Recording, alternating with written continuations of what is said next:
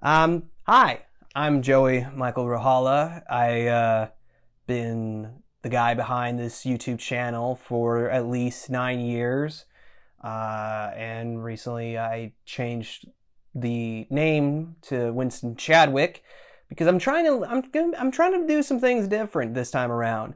This is gonna be a new type of video. One of the things I'm trying to change up is around this channel and my other channels is that for this channel. I want to actually do videos where you get to see a lot more of just me being natural.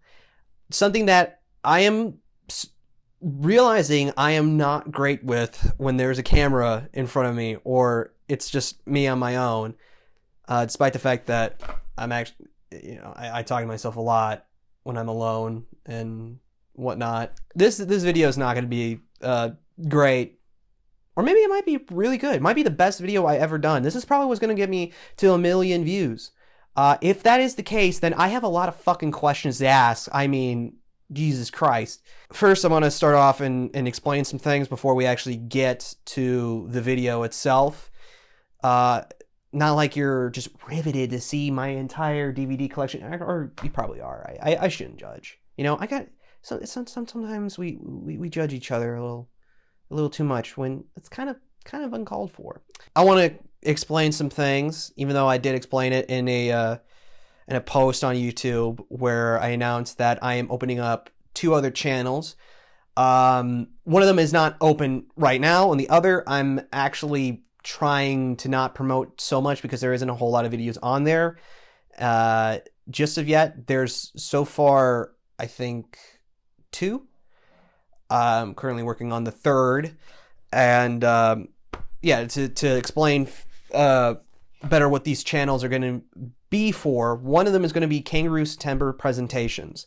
This is where our actual effort, my more effort-filled shorts and movies are going to be uploaded onto. Mostly the shorts. The movie stuff, I'm going to try to actually get actual money out of that, so they're probably not just gonna go to YouTube immediately.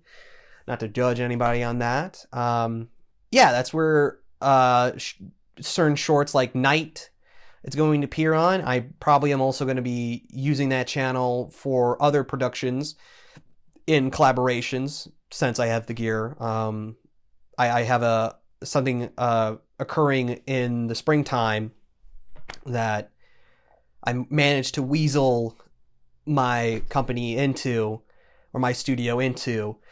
So there will be more news on that. But yeah, so that's where Night is going to be going towards after it does its circuit around film festivals. Going to try to see which film festivals I'll be able to afford to submit to and be able to get into. The other channel is going to be, I'm going to try to start working on, setting everything up. That's where a lot of my, ooh, what the fuck was that? Oh, that was the wires. Freaked me out. What the fuck? Anyways, I'm making another channel. That's where a lot of my commercial work will be going towards, just so that I have a channel to show off to other employers, so I can get some of that money to get do projects to make money. Yeah, that's pretty much all I have to say on that front. I guess it shouldn't be that complicated. That one's going to be called JM Hoppings, or some clever title. I guess I need to figure that out. Nonetheless, man, it feels weird to do one of these types of videos where I'm just myself. Oh my god, it's weird how just try to have a personality and be like a fucking human being. Oh my god, that's so weird. That's really weird. Yeah, I got DVDs. I'm gonna go through all of my movies and whatnot that I have in collection. Not the games, not yet. I might have that be a separate video. But yeah, we're gonna go through my entire collection, and I'm gonna do what I do best: ramble on for hours and hours about shit nobody cares about, or you care about. In which case, Thanks. I really appreciate that a lot. Give me a kiss, baby. So, further ado, get comfy, bust out a bottle of tequila and drink yourself to death every time I say And I should also note, I'm sick than a motherfucker right now. I've been congested, so you're going to hear some very lovely ASMR sounds. Case in point, this is Joey Michael Ruhala's ASMR, having a cold and needing to sneeze out some shit. Okay, let's start with our first film. This is of the Blu-ray Collection, which just marks all this, skipping all this stuff. That, again, later video. So, first film up, Avengers on Blu-ray. It's the Avengers on Blu-ray. Yeah. Remember when we were excited for Avengers movies and this was like a novel thing? Real talk though, when it was a shocking thing, I rewatched the entire Marvel Cinematic Universe a while back, and I'm shocked to come back and say that out of all the Avengers movies, I actually think this is the worst one. Not like it's a bad movie, it's entertaining, but like, holy crap, like compare it to like Infinity War or Endgame or hell, even Age of Ultron. Everybody says Age of Ultron is terrible. Go back and rewatch these movies. No, you're going to have a much different opinion by the end of it. Because, my God, I thought I was going to have like a lot more to say about this. But I'm also not shocked that I didn't. I mean, it's the Avengers. It's fine. It was a big deal back then. And, it's just fine. By the way, I do organize these movies by alphabetical order. So our next film, Anchorman 2. I actually have nothing to say about this one. I have not seen this, I think, since it was released in theaters. I fondly remember the first one a bit more, yet I don't own a DVD copy of that. Let's go to our next one, and that being the Bourne Trilogy. I think they're all pretty decent films. I just find it kind of strange that I've seen Supremacy a couple times, and it's been a struggle to retain anything that happens in that one. Ultimatum's pretty good. I like what Paul Greengrass did, but out of all the Bourne films, this might be a controversial opinion, I think Identity is a much, much better film than any of the sequels. Like, everybody just says it's okay, but like, I get more of an emotional response from the first one. Not in the sense that I'm crying, no, nothing like that. But I feel like the first film is a lot more unique in the aspect that it takes this premise of a guy who wakes up and he doesn't remember anything, and then he slowly realizes he's like an assassin. And I think it actually has like a fun little tweak on that, where they treat that whole aspect of him finding out who he is as kind of like a coming of age story, where he's like, but is that really what I want to be? It's like if Good Will Hunting was literally about a man going around hunting Will. Which actually, that aspect with Matt Damon in that first film, like, it kind of feels very, like, I can still feel how, like, fresh that is. How fresh that was.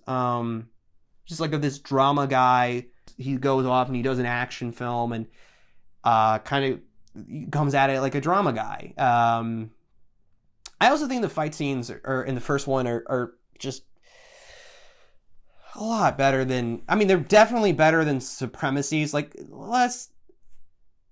Supremacy, like the one big fight sequence in Supremacy is it's almost unwatchable. It's hard to follow. And I realized why it's bad. It's not like the technique Paul Greengrass was doing. doesn't work. He's actually he actually didn't do that bad of a job of having any restraint, like being like, oh, we're not doing fast cuts, so you gotta shake the camera so that you can't tell what the fuck's going on. No, you can tell there's still clarity. There's a lot of clarity. It's much more apparent in Ultimatum than I think in Supremacy, because in Supremacy, this is like the weirdest aspect, but Jackie Chan, for all of his films, one of the biggest aspects of his fight scenes is the attention to detail to his outfits. Like, he's never wearing a similar colored outfit as to his opponent, which helps, actually. It helps a lot, because you can easily tell apart who is who very easily just by what they're wearing. So, like, when shit is going so crazy and it becomes hard to follow, the fact that they're not wearing similar colored outfits and they're actually like decently contrast, you can still always follow what's going on no matter how chaotic it gets. And with that film, it doesn't, with those movies, they don't shake the camera and have all these fast cuts. It's really easy to follow, just even if he didn't do that. But I would say with Supremacy, the reason why the fight that happens, I don't know if it was in Germany or what, I don't even remember what fucking character he was fighting against. I don't even remember what purpose. And I rewatched it fairly recently. I genuinely can't remember what that was for. They're both wearing black. Like, both wearing black suits. And they're up against mostly this window with these curtains down, these striped curtains causing more lines. And while Paul Greengrass actually uses a lot more wides than he does use close-ups, which is something different when, like, we got to the Taken movies, it was really close-up, frantically cut, frantically edited in a way where, every time a punch is thrown, it's like 3 different shots for one single punch, where with Paul Greengrass, it's like punch at reaction, all one shot. It's just then the next one is a different thing. When he adds in those shakes and those close-ups, it becomes really hard to follow because they're both wearing the same clothes. Like, that's not even just me being like, I'm going back and rethinking of things I've heard in my filmmaking class. It's not my own opinion. Like, at this point, it actually is my own opinion. Because, oh my God, it does get hard to follow, and it makes it not impressive. It feels like they're just hiding the action a lot. But then you go to Ultimatum, and the one fight scene that everybody talks about, when rewatching that one, and I was just like glued onto the screen in my last viewing. Like, that was impressive. Yet they actually, that one did the thing that the other one didn't do, and made it not great. They're wearing different colored outfits. Like, they're both like dark colors, but like Bourne, he's wearing a black jacket, and his opponent is wearing this blue jacket with a stripe. So it actually, and then it's also not like contrast with this big, like, dimly lit area. Like, there's a lot, like, they pop out of their location a lot more. And I think that's why that fight scene is regarded as highly as any of the fight scenes in any of the Bourne films. But then, of course, I mean, we can't not say that Matt Damon just fucking kills that role. He does. He makes that role. I can't think of anybody else that can elevate that character in the way that he did. He's great in that. There's no complaint there. There's no complaint about the main theme song, Extreme Ways. I mean, God, that is a banger if I've ever heard one. I think that's how that expressions goes. How to English. All right, let's go to our next film, John Wick 2. John Wick 2. You're gonna notice there's a lot of action movies in this. Action, horror. That's my favorite. My favorite too. But John Wick Chapter 2. A lot of improvements from the first one, and I do think that that mirror hallway fight scene is really, really impressive and a highlight of the entire film. Just good. Not a whole lot to complain. Not really. I feel like, though, without this film, of course, we wouldn't have John Wick in this position where he can be a franchise guy. Because when I first saw John Wick, I actually just believed that there weren't going to be sequels, because what else are we going to do? It will just turn into a retread of the first film. And it kind of is, but it's also not. I don't know. I don't get the same sense that it's like just the same plot again, because the entire structure of the film is a bit different. Actually, no, it is very similar. Huh. I don't have John Wick Chapter 3, but yeah, that's like the best out of all of them. And even though it really shouldn't be, because I think in their pursuit of making everything bigger and grander, like, their fight scenes are way too long, especially by near the end of the film. Like, by the end of the third one, it becomes very exhausting, because it's like, oh, okay, fights keeps going and going. It's like John Wick's doing cool shit. Yeah, okay. And then I was shocked by the end of it, because I really got the impression the third one was going to be the final one, and it's not. I mean, I'm happy that we're getting one more. Let's go on to our next one. We live in a society. At this point, since the hype has died down, it's just a good movie. Is it a great masterpiece? No, it really is not. But I would say it is like the most unique comic book movie to come out. Like, think about this. Like, this movie, up to this point, we've never had a comic movie that just said, fuck being a comic, fuck comic books. Let's just be fucking Taxi Driver. Just a remake of Taxi Driver. Mixed in with the king of comedy. Just fuck it. Let's just do that. Let's do the thing where there's not these big spectacles. It's a very just simple film following this incredibly disturbed guy, having a very fun take on like the Joker mythos. I'm not gonna get into the hype and be like, oh, it's the greatest movie ever, yada yada yada. I think it's fair to be like, hey, I thought it was just okay. And we don't want to try to skin that person. Like, they're completely justified to have that opinion. God, I was so like, because at that point when the trailers first came out for Joker, I was a huge Taxi Driver fan. I finally found out what that movie was about, and I finally watched it, and I thought, damn, Taxi Driver is an amazing film, and I just a really, really great story.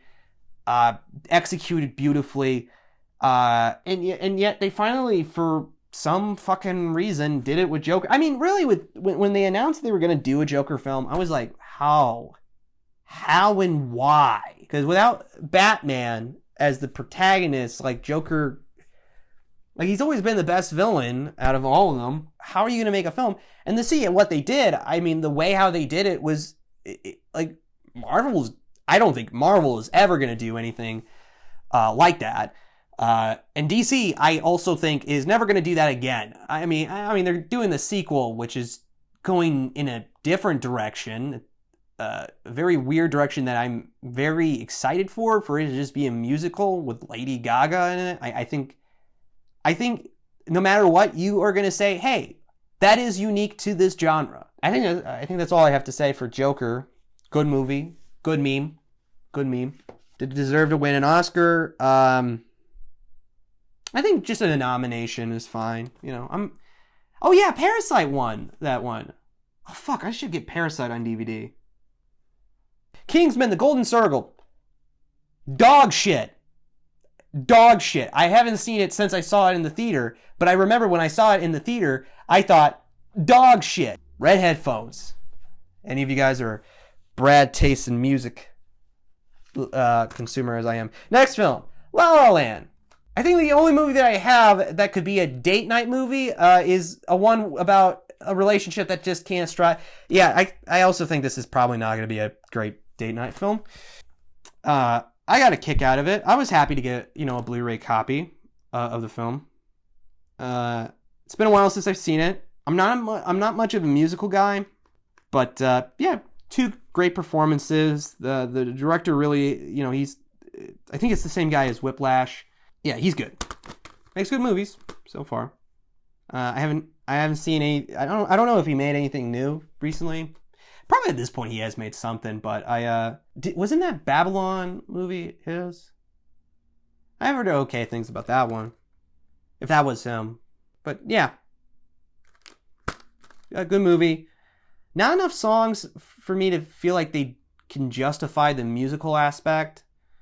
But the ones that are in there, they're good. Yeah, I really don't have a whole lot to say.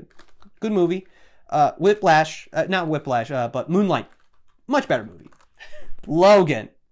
What a great send-off to a great, just iconic performance. I mean, God bless Deadpool, because if it wasn't for Deadpool walking, then this movie couldn't fucking run. I actually, before I went and saw this in theaters, I had the ending spoiled to me, and I still to this day have nothing but complete hate for that person who unintentionally spoiled that, and then afterwards acted like that was nothing and that it was obvious he was gonna die. Yeah, no shit he was gonna die, but fuck, I wanted to feel that. I wanted to have some sense of hope, you piece of shit. But yeah, this is a great movie. It's great to finally have like a rated R Logan, and I love how it's like just like a comic book version of a Western.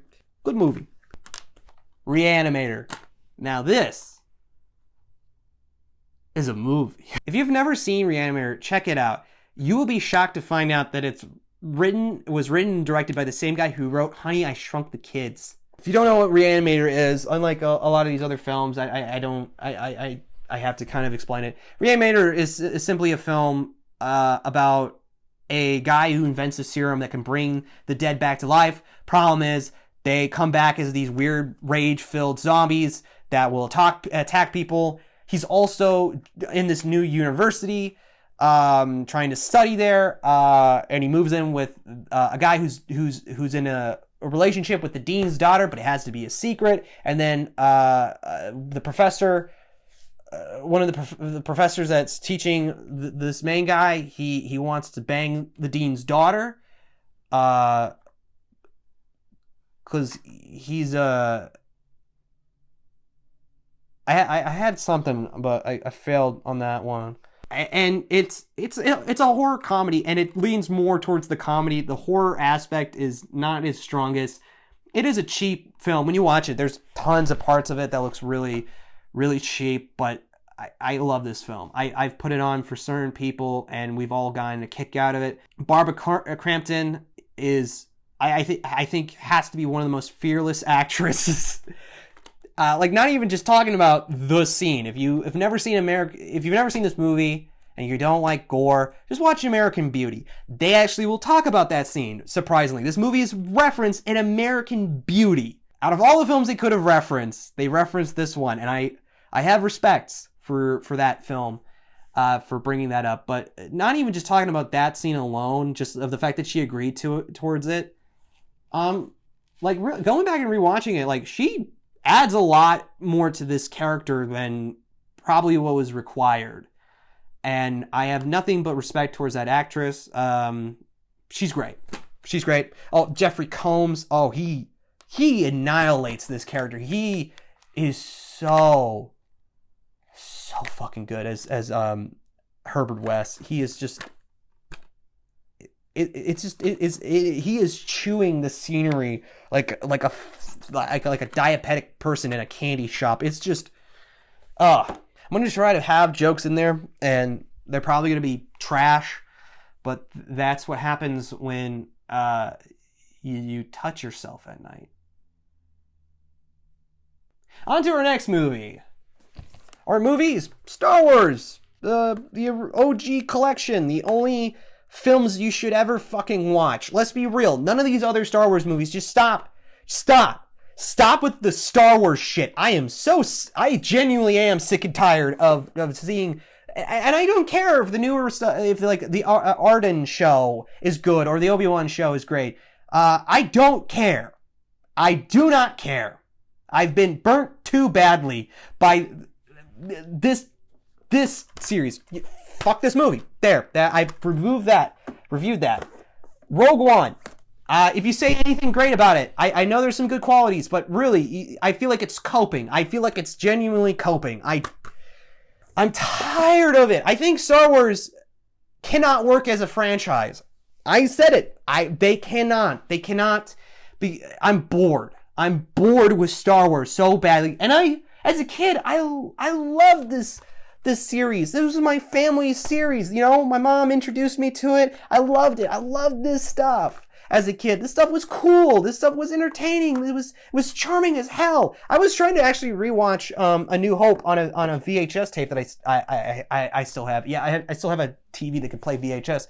And it was weird because like I watched it and I felt like entertained by a Star Wars product. I didn't feel cynical as hell towards a Star Wars product. I was seeing all the old familiar locations that have been just demolished to death, and I felt something. There was a charm that I liked that I don't think these Disney, under the hands of Disney, without even the involvement of George Lucas, like, you can actually go back and watch the prequels and still feel some form of entertainment. They're dog shit. Don't quit trying to say that they're great films. They're not good movies. They are not. That is not what is entertaining by it. Let's now talk about our next film. Clearly, Sweet Suicide Squad. I have something to admit that I'm not completely proud of. When I first saw this in theaters, I liked it. I have since realized this movie is dog shit. Maybe it's watchable just because it's always entertaining to see big budgeted studios fuck up royally. It doesn't even matter now that, you know, yeah, did it come from my eye being opened up by other reviewers? Yes, it has. But what I would argue is if I could, my opinion is now completely based off of theirs, it should be easy for me to rewatch this and be like, you know what? I think they're wrong. I like this. No, I haven't felt like that. I've rewatched it and I couldn't. It's awful. I mean, Margot Robbie was, I guess, a good choice. Jared Leto, can we just stop with him? I really don't think he deserves to be in Hollywood anymore, and I especially think he should stay the fuck away from superhero roles. And I want to make a big stance right now. I'm a guy who wants to be a director. I want to be a filmmaker, and I'm going to be working with actors. I have one rule. If you're a method actor, you get the fuck off my set. I hate that. I hate having to read up all the shit that they do and how fucking annoying it is, and how ultimately I don't think it makes you a better actor. I think it just makes you a dick. Like, my God, if it holds up production, stop doing it. Also, why do we call it method acting? As if that's the only method to acting? There's tons of other methods. Great palate cleanser. Taxi Driver. Watch it. Great movie. Amazing. Martin Scorsese. Make a bad movie now so I can say something negative about you. As a kid, I really looked up to people like Steven Spielberg. As a child, he was just my idol. He was what made me want to make my films. I think and it really wasn't him. It was Indiana Jones. I think about all the people, like if you've like hanged around or like watched a lot of the fan films that YouTubers have made. They always have their Indiana Jones equivalent. But as an adult now, Martin Scorsese, I think, is just a powerhouse of a director. This is my favorite of his.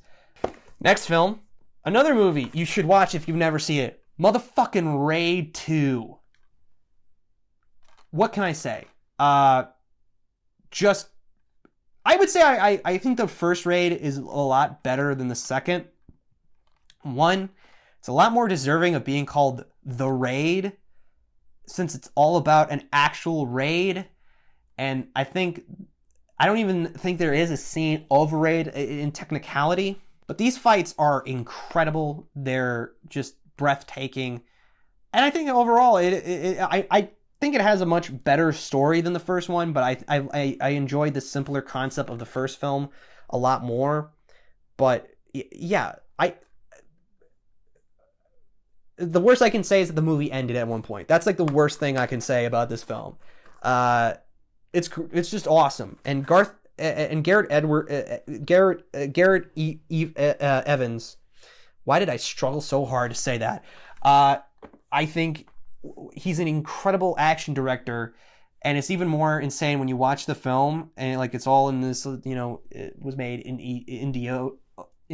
Indonesia, I think. And you find out he's a Scottish man. He's a white Scottish man.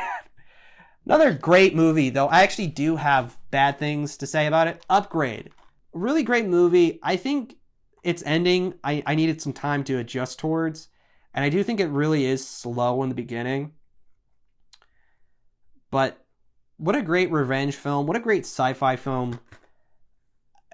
What a great action sequences. Not even on the sense of the choreography, which the choreography is fine. I think it's really elevated by just the cinematography because it's so just unique. And to find out this is directed by the same guy who did the first Saw movie and actually was in the first Saw movie, I think is incredible. This is Logan Marshall Green. He's been in some shit. He actually was in Spider-Man Homecoming and Prometheus, and I wasn't just looking at the back. I was using my brain. Yeah, it's a cool fucking movie. I'm not going to say a whole lot about the plot because I'm realizing I probably should have done that for a bunch of the other films. But yeah, good movie. Good movie. Now, let's get into this. First thing up, 5 film comedy collections from the 80s. This has Ferris Bueller's Day Off, Plane, Trains, Automobiles, Airplanes, The Naked Gun, and Police Academy. Okay, so I guess we'll start with Ferris Bueller's Day Off. I remember rewatching it a while earlier, a little bit earlier ago, very recently. I don't think this one really holds up that well. I don't know. It feels like the most forgettable John Hughes film. I don't like Ferris Bueller as a character. And I think some of this does come from just, I don't know, just from, what has been said, and some of it might be the very cliche stuff. I do remember some bits being funny, but I don't know. Like, the overall plot is just about this dog better shut his fucking mouth. Just about some prick. I just don't remember. I just didn't feel like I just don't remember liking Ferris that much. Like, I don't think he's a character that aged perfectly well. I mean, thank God I don't have Revenge of the Nerds in the collection. You want to talk about characters that have aged horribly. I mean, yeah, those.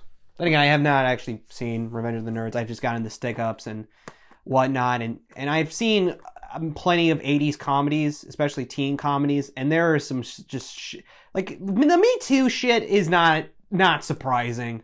Go back and rewatch all the fucking 80s comedies and just the shit that they promoted.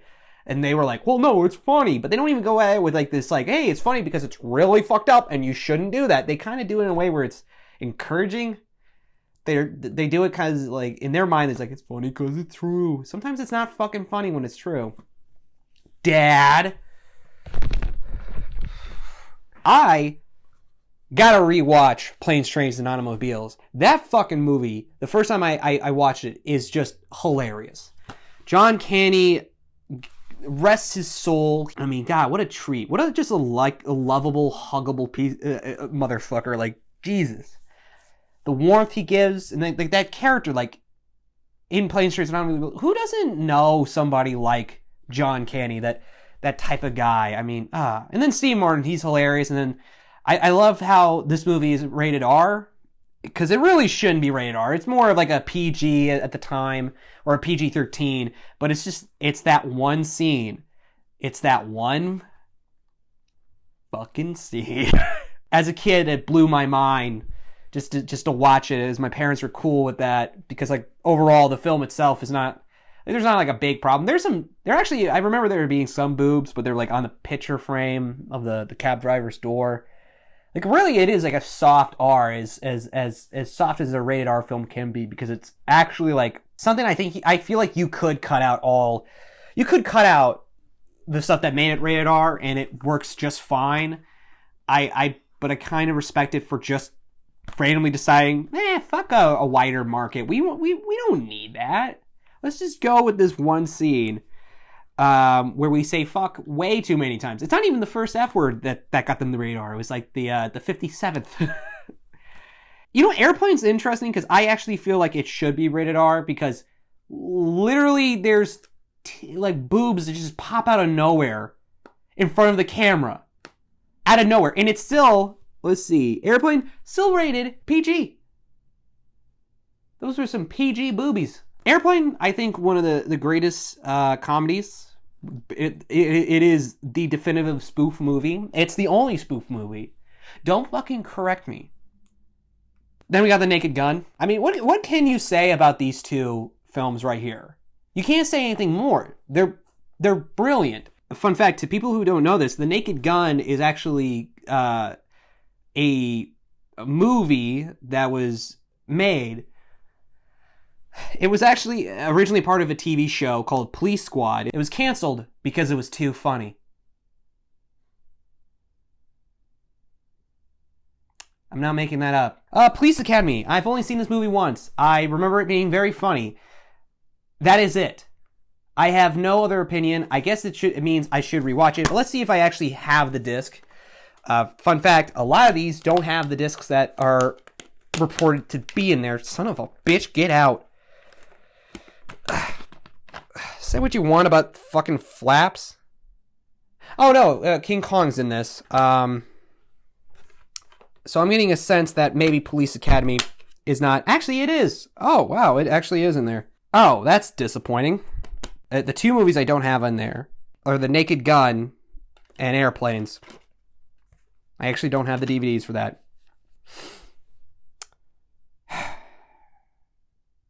Actually sucks. Let's talk about Peter Jackson's King Kong, going off track, since it's here.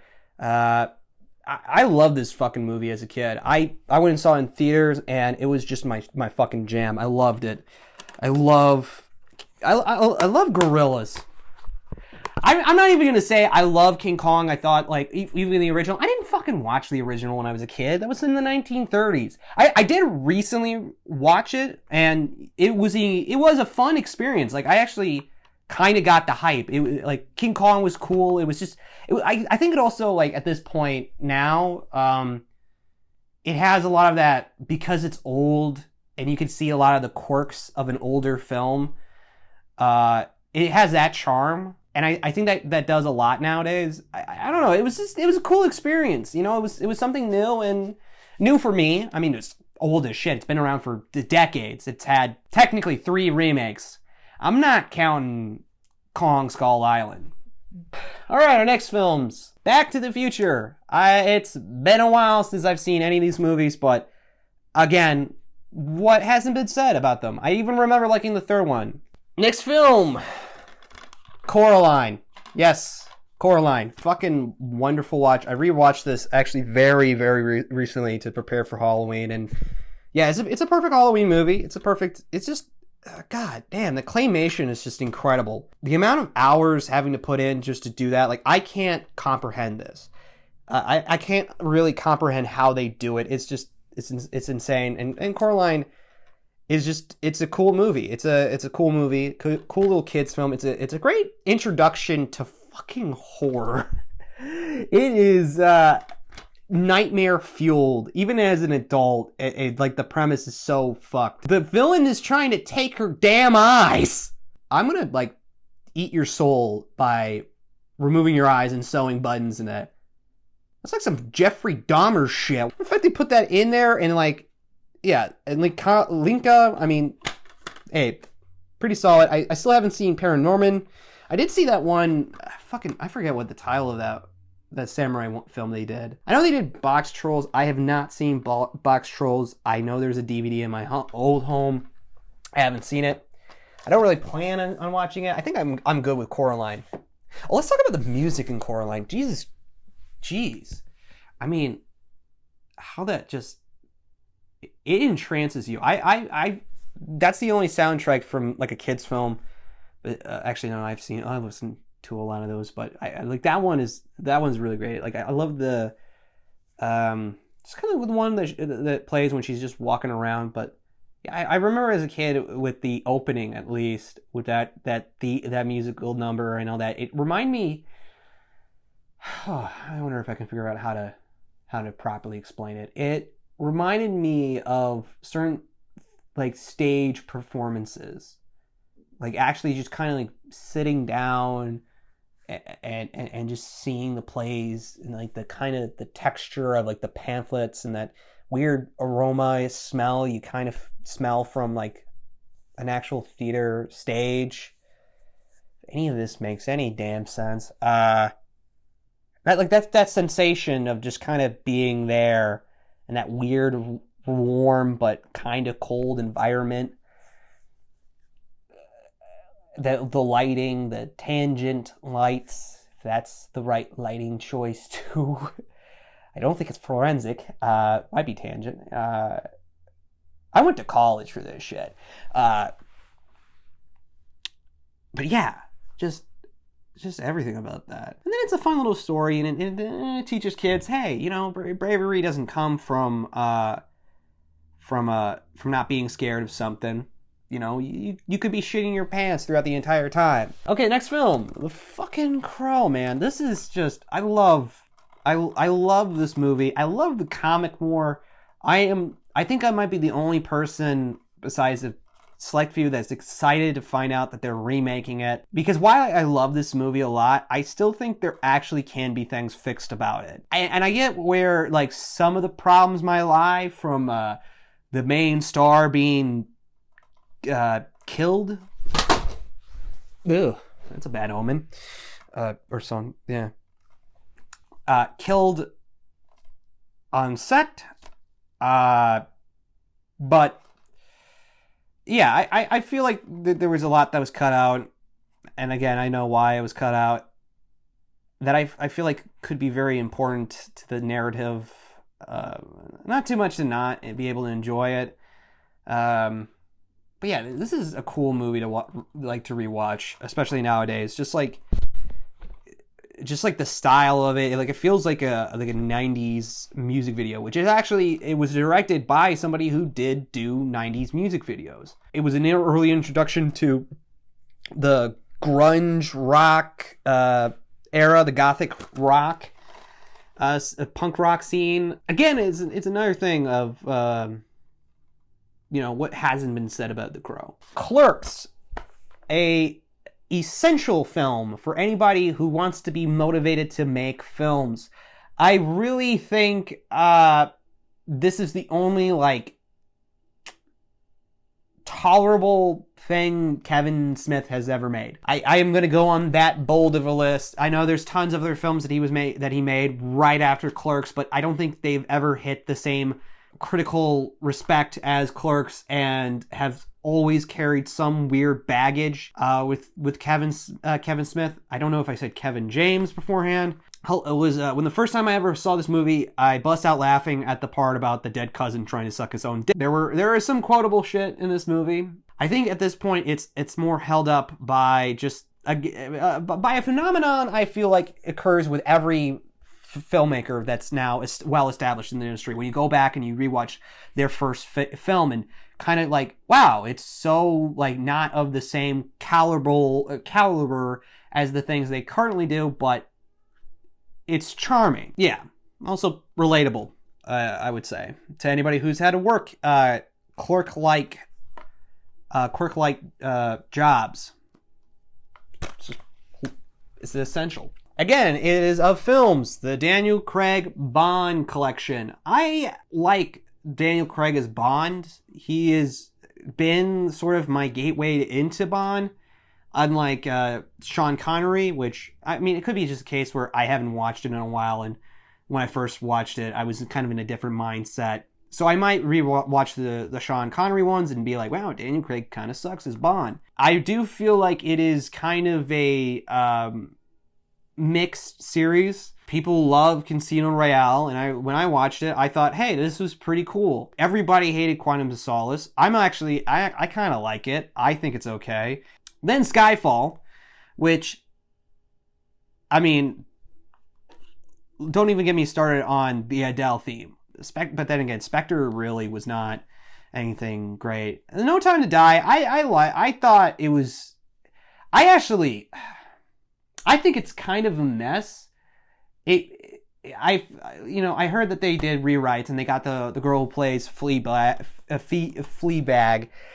to be a part of it. and you know, a certain crowd of film critics, they don't really like her apparently.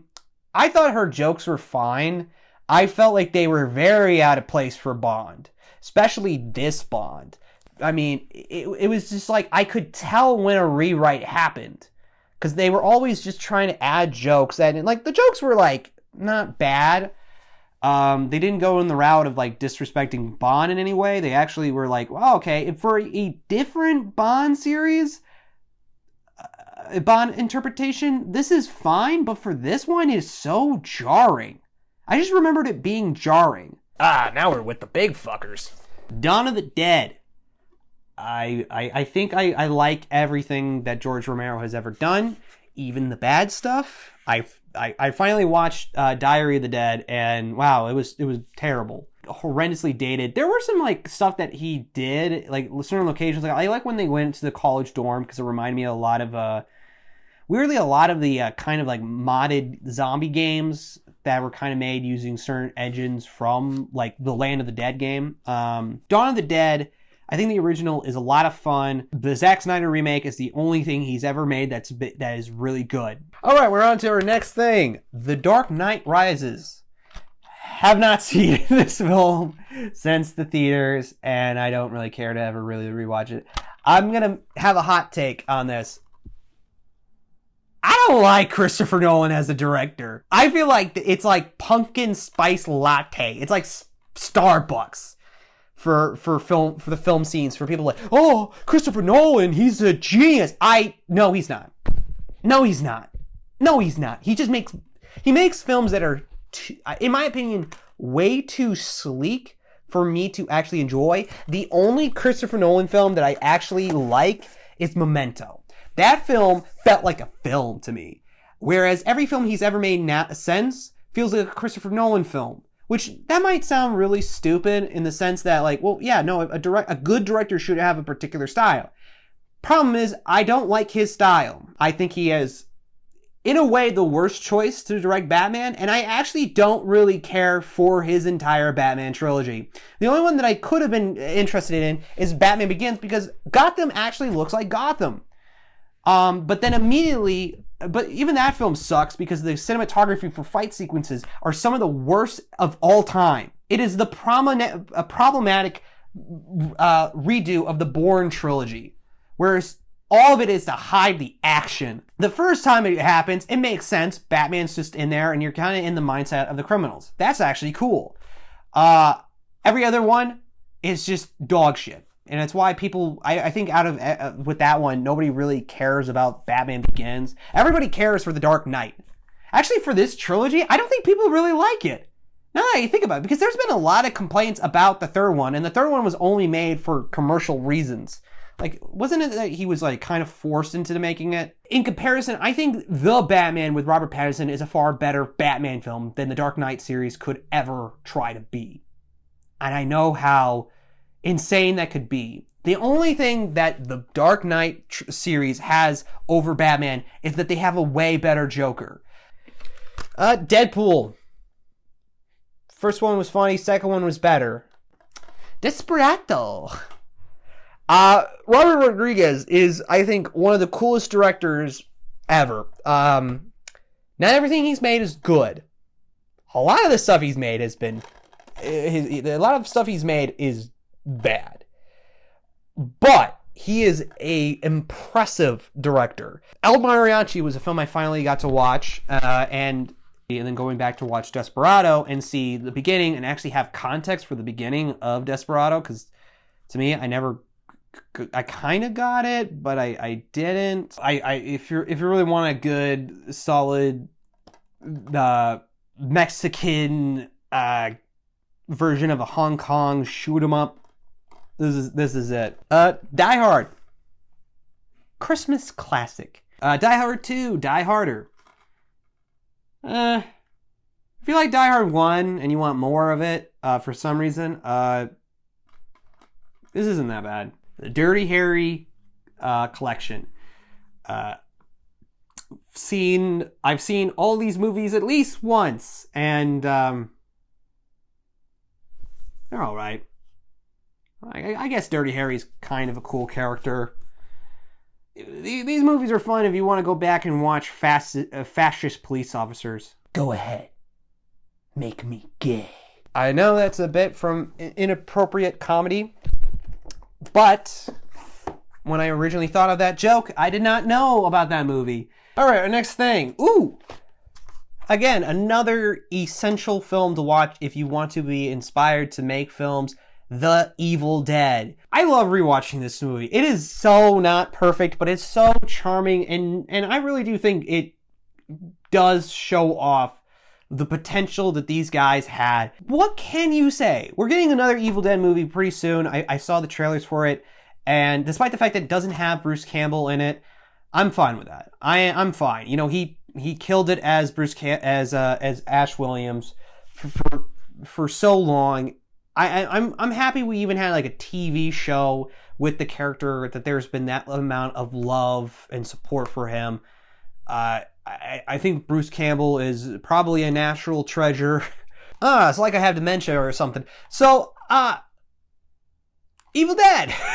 Am I the only one that got the feeling that Evil Dead Rise feels like a sequel to this, yet it has none of the characters in there? I actually really like this remake. I don't know why it got crapped on a lot. It does feel kind of like just not like a generic take of the film. I actually really like the Mia character, and I like what they did with her. I think it was an interesting twist. It did ground the universe of the Evil Dead. I mean, I wouldn't say there's any real problems. I think it was a fun time, and there was a lot of stuff about it that was actually scary, and I was glad to go see this actually in theaters. Next up, Fight Club. It literally me, right? It's literally me. Great movie. Next up, Flash Gordon. Let's be real. This was just the same quality of any fucking B movie that came out in the 80s. I don't get why this film is given the label of so bad that it's good. It's just, first of all, a lot of it is, I think, okay. The humor in it. The stuff that, like, I was watching this film, and there was a point where I was like, oh, wait a minute, so the film's not taking itself that seriously. And next up, Flash Gordon. I have 2 copies of this fucking movie. I don't know why. I guess we could talk about the Queen song. Awesome song. Speaking of movies with amazing theme songs, Fright Night. This movie, I think it's a great 80s horror comedy. It's a great time. It is a great time. This is the Godzilla and Pacific Rim. What movies are actually in this? Fantastic Beasts and Where to Find Them, and Godzilla. Let's start with Fantastic Beasts. Let's start with the stuff that's on the cover. Let's start with Pacific Rim, because I don't actually have that copy. It was a fun time. I love anything Del Toro. I think he's a really cool director. I love his Hellboy films. I was horrendously disappointed, and yet still wildly entertained by the Hellboy 2019 remake, or reboot as it was trying to be. I love those Hellboy movies, and Pacific Rim was just a fun kaiju, robots fighting kaijus type of film. There, I got that out of the way, despite the fact I don't have the disc in there. Now let's talk about Fantastic Beasts and Where to Find Them. I don't give a flying fuck about Harry Potter. I think out of all the franchises to be popular, while I can respect Harry Potter, I do think it's still in the same boat as Twilight. I get why it's successful. And then again, I do get why Twilight's successful. But I am just horrendously bored by every fucking entry that was ever in there. And I've seen every single one of those films. I've even seen Fantastic Beasts and Where to Find Them. And I thought, wow, I still don't care about these characters. I don't care about the lore of Hogwarts. I find like Hogwarts to be cool, and I do find the whole entire magic stuff to be interesting. But the problem is that the character we follow is such a I don't think he's. I don't care. I don't care. I don't care. I don't care. I haven't seen Me Outside in like 3 years. What's going on in there? All right, let's talk about another film, Godzilla. It is actually impressive that they were able to continue on the franchise, because Wow, there was not a whole lot going well for this first Godzilla film. I would say it actually is the most interesting out of all the Godzilla films, and that it actually, out of the modern Godzilla films, it actually did capture an aspect of these monsters that I wish really was in Godzilla vs. Kong. Is just the height and the just the mass of Godzilla and these monsters. You can really tell that they're just ginormous, and I feel like that is sorely like missing from Godzilla vs. Kong. I mean, it still has really cool fights, but I felt like the scale just didn't translate well to me. It just I didn't feel it as much, and how often it hides away from fights and how rarely Godzilla is actually the main threat is shocking. And then not even to talk about with the Bryan Cranston situation. Bryan Cranston, with the stuff that he has, oh my God, is he good in it. Then he's replaced by Aaron Taylor Johnson, who I don't get why certain people are like, oh, he's revitalizing his career. The only movie I've seen him do that is with Bullet Train, where it was like the first time since Kick-Ass, like the first Kick-Ass, where it was like, oh, he actually is giving a shit about a performance, and he actually is coming across very entertaining. He is so boring in this film. Like, oh my God, he feels like he's half awake, and it's more pointed out when he's in scenes with Bryan Cranston, because you feel Bryan Cranston just owning a scene, and then there's Aaron Taylor Johnson, and he's just there. But yeah, I mean, fine. It's a fine film. Now let's talk about a cinematic classic, Grown Ups. I have not seen this film since I've only seen this movie once, and I do not plan on rewatching it. It will be in this strength wrap till the day I freaking die. It Chapter 1. It had its moments. I feel like there's just no real good interpretation of this story, and I don't think it's one of those stories that is ever going to produce anything really that great. This one is fun. I actually think it's a lot of fun, and yeah, Finn Wolfhard stole the show. His character was hilarious. He gave a really great performance. He was funny. Pennywise, Bill Skarsgård, I like as an actor. I think he's a good actor. He's demonstrated he's a good actor. To the point where it's like, yeah, no shit, he gave a good performance. And I actually am just shocked that he can do that whole thing with his eyes. I do feel like, though, it suffers from being sort of a kind of a generic horror film. He hates these cans. I gotta rewatch this film. The Jerk. Hilarious. John Wick 1. Man, I remember when I first saw the trailers to John Wick 1, and I actually thought this was going to be the dumbest fucking movie ever made. I did. I thought it was going to be really stupid. The entire premise is somebody killed a dude's dog, and he's going to go out for revenge. Which now in hindsight, I'm like, that makes so much sense. But I guess that's what I found was funny about it, was just like, yeah, it makes a lot of sense, but that's not like your action film plot. Though, I got swindled. I got bamboozled. Because they take something that sounds so silly and actually make it work. Let's go on our next one. Jumanji, Welcome to the Jungle. I liked it when I saw it. I have not seen it since it was in the theaters, and I really don't plan on rewatching it. Now, this motherfucking movie is terrible. It's borderline unwatchable. Actually, it's very watchable. It's just not good. Just a waste of time. But this is something I do still feel like I get the same feeling after having watched the first Avengers film. Like, that's what I kind of meant earlier. Maybe not even... It's just that, like, this one... I don't know how to actually explain it. Because, like, if you went up to me and you said, well, which one is a better film? I would still say Avengers. I would say, oh, yeah, Avengers is just Justice League done competently. This is done poorly. And I mean, I liked it when I first watched it, I guess, because, I guess I was just wanting something to be, like, entertaining. And I guess I felt like there were some things that were funny. I don't think I've seen it since.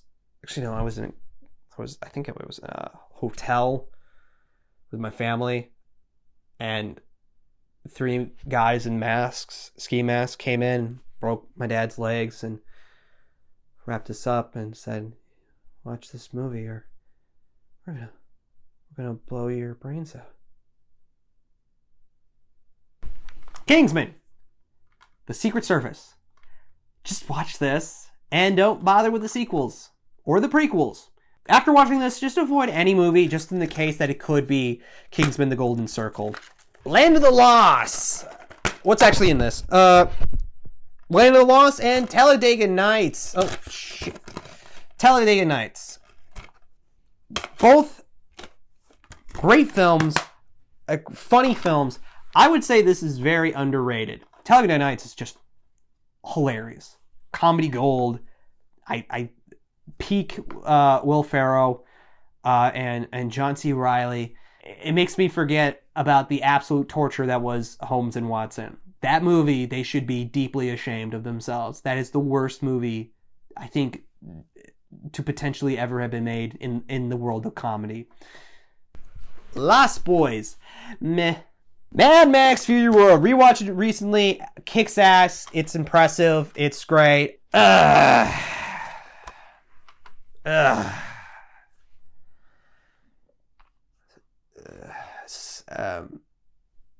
It's the most entertaining of the Zack Snyder Superman films. Doesn't mean it's good. I've actually grown to really despise this film because even though I grew up not a Superman fan, I've kind of started to grow on the character. Hell, I even tried to start pinning my own Superman script. And it's weird that with my version, Superman wasn't going to fly till the end.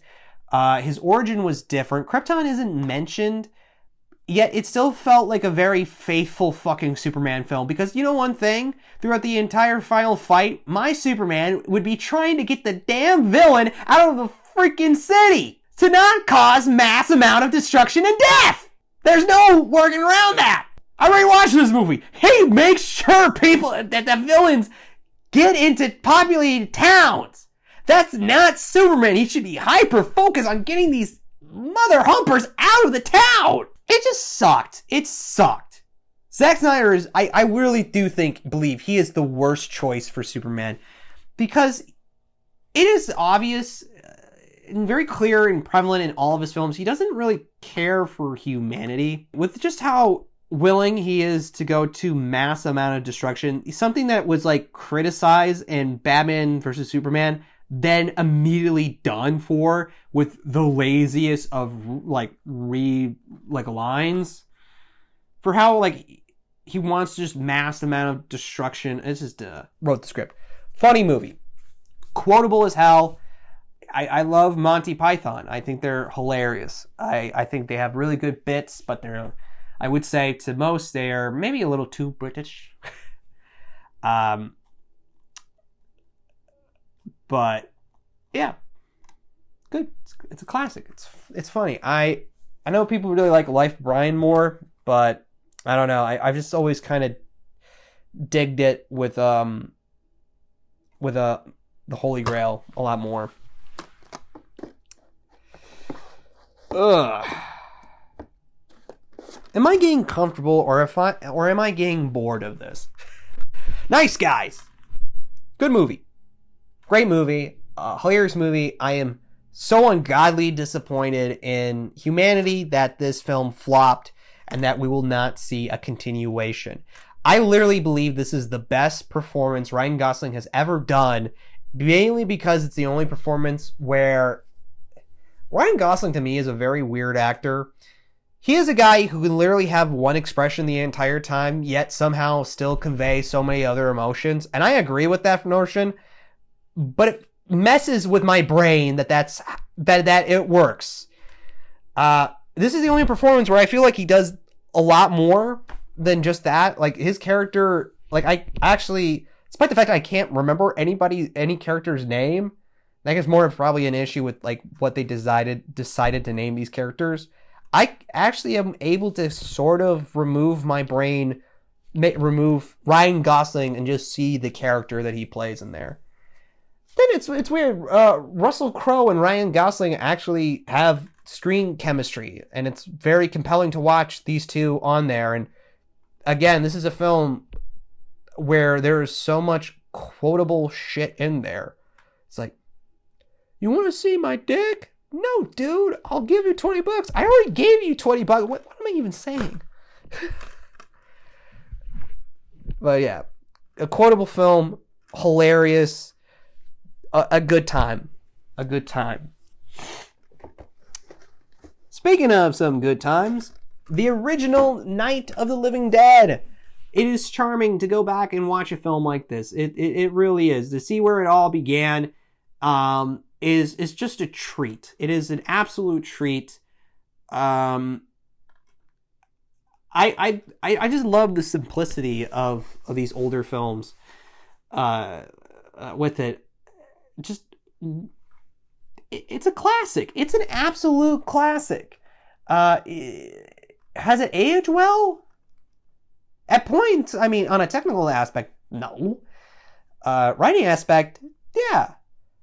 I would say this, the weirdest thing about it is Doug Jones. He's a good actor. I mean, it makes sense. I mean, he was really, like, the only reason he was cast was not that Ben was always supposed to be a black guy. That was not the idea. It was just that Doug Jones just killed the audition. So think about that. There probably was an Asian guy, a Mexican guy, a Filipino guy that were in the audition booth. But Doug Jones, and they were probably considered, but Doug Jones had to walk into the audition room and kill the audition so well that in the very first like modern day zombie flick, the lead was a black guy in the 60s. I mean, what can you say? That's a fairy tale came true, I guess. But yeah, it's a lot of fun.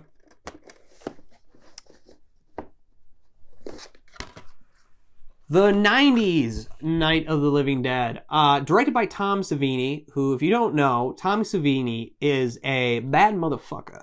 He is the makeup god of the 80s to 90s. He actually, I found this out, he actually has his own little like university to teach makeup artists. So while I struggled to see a lot of big productions continuing the tradition of practical monster effects, it is beautiful to know that there's still some people that were taught or supervised by the masters. There's actually a lot more I can say about this film, in the sense that, one, Tom Savini is a very interesting choice for director, because he was actually supposed to be the makeup artist for the original Night of the Living Dead. Unfortunately, he wasn't able to do that because he was drafted into Vietnam to take photos. And so they weren't able to utilize him, but they passed that, they utilized him a bunch. Tom Savini is not just a makeup guy or a special effects guy. He's actually an actor, and he's played a lot of technically very famous roles in the zombie films. So in Dawn of the Dead, he actually plays like the main, the leader of the biker gang that comes in. Like, he's the guy with the big mustache. And he's been in other stuff. He's actually worked with people like Quentin Tarantino and Robert Rodriguez. He was actually in Robert Rodriguez's, directed by Robert Rodriguez and written by Quentin Tarantino's film From Dusk Till Dawn as Sex Machine. And the less I say about that character, the better. Just go watch From Dusk Till Dawn. It's a great film. It really is. It's a fun little romp. But this film was, the story behind it is kind of interesting. This movie was only made because, despite the fact that Night of the Living Dead, the original, is this influential flick, this classic that birthed the last recognizable monster movie, like movie monster. He actually, due to some problems, the film, he wasn't able to make a dime off of it. There were some issues with licensing, and it quickly went into the public domain. Like, you can actually go onto YouTube right now and watch a free version of Night of the Living Dead, or at least I was able to. I actually was able to watch one that was in color, which I feel like was a big mistake, because I can really tell when the effects weren't really good. But this film doesn't have the problem of bad special effects. This movie was made, actually, to continue on with what I was saying, this movie was made just so that they actually could get the rights. So George Romero's name is still attached to it, but he didn't direct it. He just, no, he didn't produce it. John Russo, also known as Horrendous Notorious Film Hack, because he sucks. Every film that he's ever made, he's been terrible. We got another film in here that actually, there's more stories on that. And that's actually, I think he's only the producer because he is the only one. He's the only one who owns the right to the term Living Dead. So that explains why afterwards all of George Romero's films were called Of the Dead instead of the Living Dead. Because John Russo owns the right to that, which is just, man, why even bother at that point? But this one is a really good remake. I do think, though, it suffers from what happens to a lot of remakes, especially remakes that are just made to keep the rights, where there's not a whole lot of new, interesting things. And it's just like, essentially is like it's just the original film again. There's some differences. There are some differences. Some of them are really welcome. I really like Barbara in this film. She actually takes initiative near the end of the film. She snaps out of her catatonic state really quickly and ends up becoming the main lead of the film. The main person you're following, which is so different from the original. With the original, it made, like, her character just makes no sense. Well, I mean, in the sense of like, oh, now there's a traumatized person. That makes sense. I would get the situation's very traumatizing. But like with us having to follow her, she ends up just kind of becoming a very annoying character. But in this one, she's great. She kicks ass. She's a really cool character. And I actually thought that the actress who played Barbara was the one. There's another actress who was in some Adam Sandler films. She was in Jurassic Park 3. Nobody likes her. Everybody agrees that she's a terrible actress. They kind of, the woman who plays Barbara in this one kind of looks like that actress. So I was kind of like, well, that's weird because I think she really killed it as Barbara. No, this woman is not. She's a stunt actress. Yeah, she actually is a stunt actress. She's did stunt work for Army of Darkness, actually. So that's kind of a fun little horror cameo. I think she was the final Deadite in Army of Darkness, if I'm correct. But yeah, no, she's great. Tony Jaa. God, that guy's voice is cool. Oh, I should have brought him up when I was talking about The Crow. Yeah, Tony Jaa is not Tony Jaa. How do you say it? Tony Todd. Tony Jaa is a fucking martial artist. Tony Todd, I think he is just a man made just for horror films. I can't imagine him in any other genre. He is just great. And if you don't know who Tony Todd is, you do know of the Candyman. I need to get that movie on DVD. That movie's fucking terrifying. And it's all, Tony Todd just kills that role. He is incredible as the Candyman. And he's incredible in every film he's in, even in this one, where I don't think, there's some scenes where I feel like they're just a little too corny or campy when he's trying to act very serious and emotionally driven. But there's aspects of that I respect in his performance. I think the music actually in this one is a lot better than the original. There's something to some of the old horror movie scores, mainly like late 80s, early 90s, that just give me this really weird feeling. just this strange sensation. And this one especially, just like how it is just, I think it's haunting in a lot more ways than the original ever was. But yeah, great film, great special effects, great zombie makeup. I mean, you had Tom Savini as the director. Of course, he's probably going to step in and assist in makeup. Does not say in this, but I got a feeling, like, of course, he had some points in for makeup.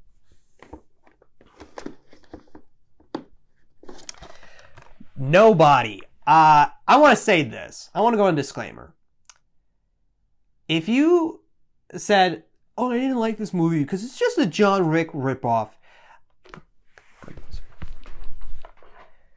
you are one stupid mother humper.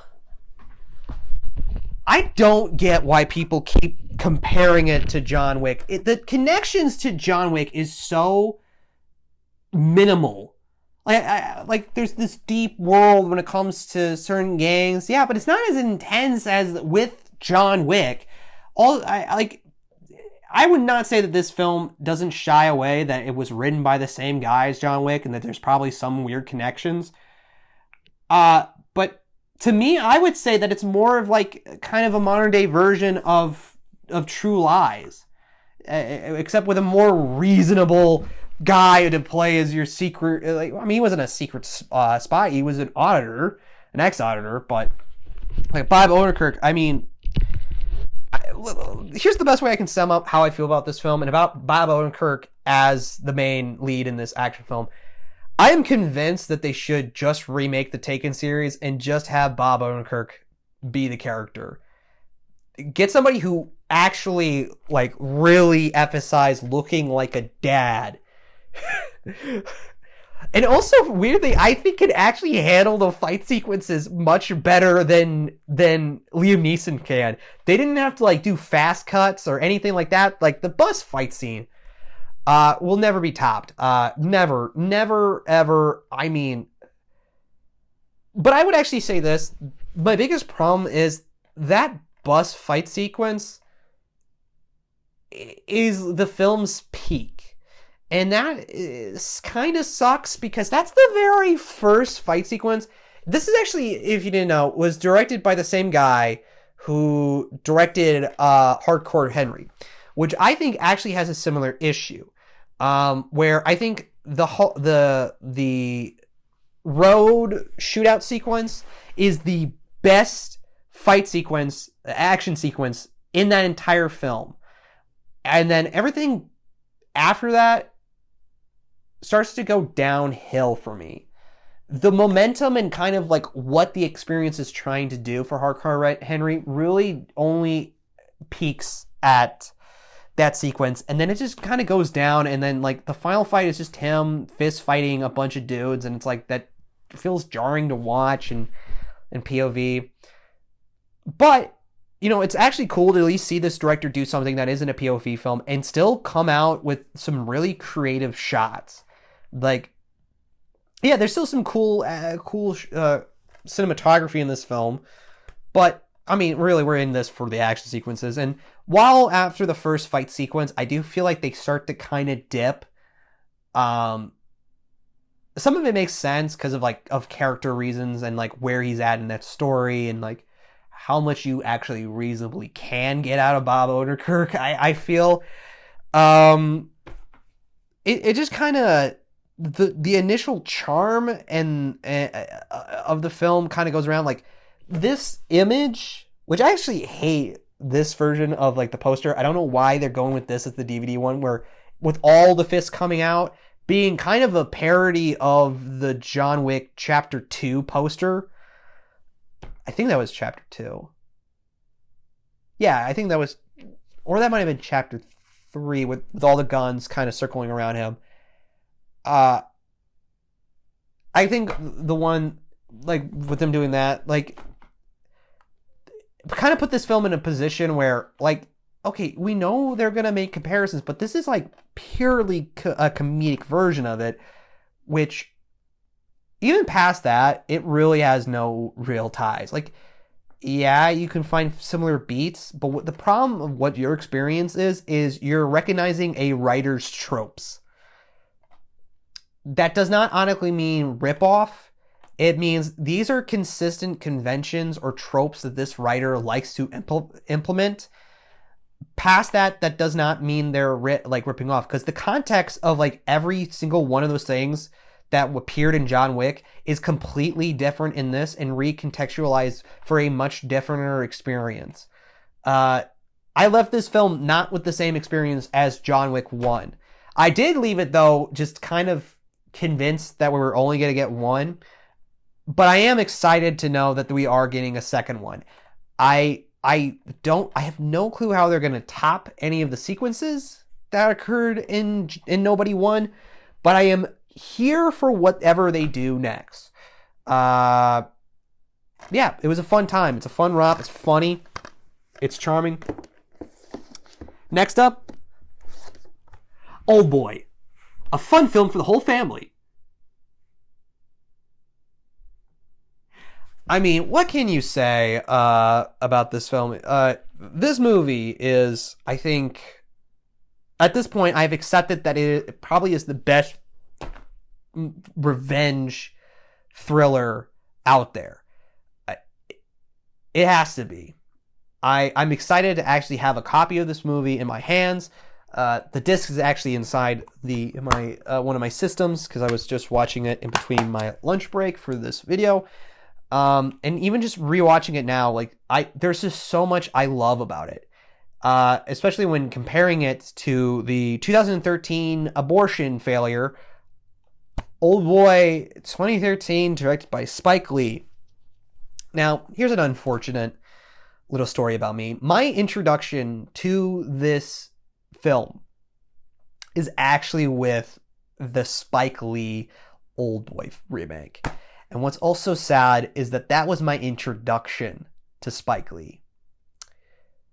I do not have the best opinion of Spike Lee as a filmmaker at that moment. I actually had to take a Spike Lee class as one of my final classes. Actually, it was the first semester of my senior year for college. We had to do a director's course, which I actually thought meant we were going to learn how to direct. I was hoping that was a class, but that turns out to not be the case. But we actually did something on Spike Lee, and actually, at that point, I had seen 2 other films of his. I saw Black Klansman, and I thought it was okay. And I still think it's okay. It's just been a while since I've seen it. I didn't get to rewatch it as the last thing in my class. I couldn't really attend any of those days, so I didn't get to rewatch it. So it's still kind of in I think it's okay. I bet if I rewatch it now, I'm going to think a little bit more highly of it. I would say, so I saw that one, and then I saw She's Gotta Have It. And I liked his direction. I actually liked the character he played. I thought he was really funny and charming.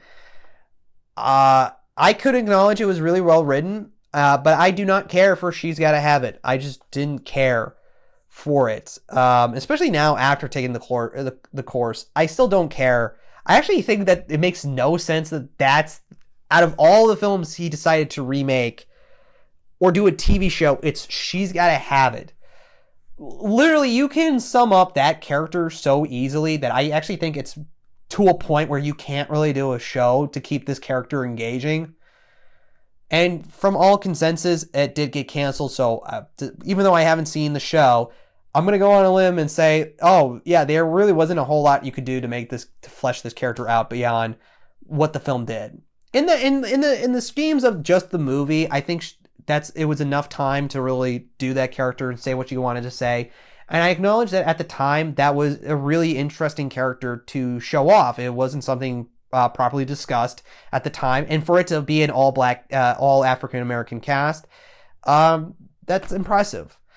I still don't care. It got him there. I still think it's not one of his greatest, But then again, in comparison to not even just Oldboy 2013, just like the films he was making in that period of time, not his worst movie. I actually do think Oldboy 2013 is the worst movie he's ever made. I'd rather watch Bamboozle over and over again. Then again, I could get like some of like a weird comedic charm out of that one, because it's really you know what, I should do a separate video just talking about Spike Lee's films. Yeah, let me save you that trouble. Now let's go back to this. Just good movie. And it's an influential film, because if you've seen an action movie in the last few years, and there's a sequence where a fight happens and it's all one take, it's because Oldboy did it. That hallway fight scene I've seen multiple times. I've seen it probably more than I have seen the actual whole film. And I acknowledge that it is just incredible. Just well orchestrated, very influential, very impressive.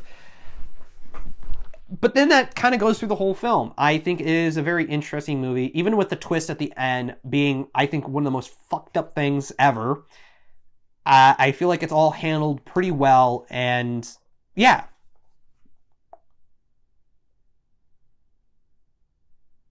Good movie. Let's see what's next. Old School. Never actually fully watched this movie. I've had this movie for so many times. I've attempted to watch it many a times. I can't retain anything that happens in this fucking movie. I don't care. I don't have an opinion on it. I can't make an opinion on it. I've tried, and I just never fully watched it. I've heard good things about it, and again, I don't care. I have not been able to watch all of it. Maybe I should give it. I'll give it another try at some point. Who knows? Maybe I might do a watch along. But I feel like that actually would be a waste of everybody's time if it's not like an egregiously terrible movie. Because that gives me like nothing to say about it. But we'll do it. Now, on to our other O-titled film that has Will Ferrell in it, and that I also have 2 copies, which I'll save you guys the trouble. I'm not going to pick it up. The Other Guys. God, I rewatched this very recently, and it's hilarious. That's all I can say. It's very funny. I actually think a lot of the action sequences, despite the fact that it's not action focused, and despite the fact they also just do a lot of the cheap action cinematography with like the fast cuts and the shaky cam at points, I actually think this film does it pretty fine, really well managed. It's weird to say that this movie has some like actually good action sequences. A film that also has very long improv sequences that are clearly improvised, but I'm actually fine with it. I think, hey, it's a good little action comedy. You can put it on with your friends, crack open a couple of weeds, and then smoke some beer, watch it with your pals. It's funny. Pee-wee's Big Adventures. I don't know why I have this copy. I haven't rewatched it. I think I only seen this once when I was a little kid. It's kind of weird to me that it's a Tim Burton film. This movie, the more I think about it, it's just kind of a weird thing to happen. Because like Pee-wee, Pee-wee Herman, he was like a TV show character that was like very like weird, and in my way of trying to comprehend it, is like a parody off of like kid show hosts and like kids televisions shows. I don't know. I actually should rewatch this too. Just kind of for the experience, I guess. I do remember certain sequences, and I do remember there were some good comedic moments, but past that, I really don't have the strongest opinion on this. Or really any strong memories on it. But yeah, I'll give it a try at some point.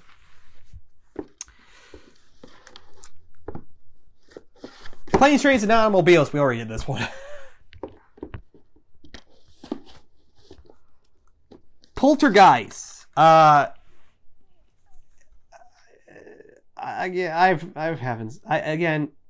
have not watched all of it. I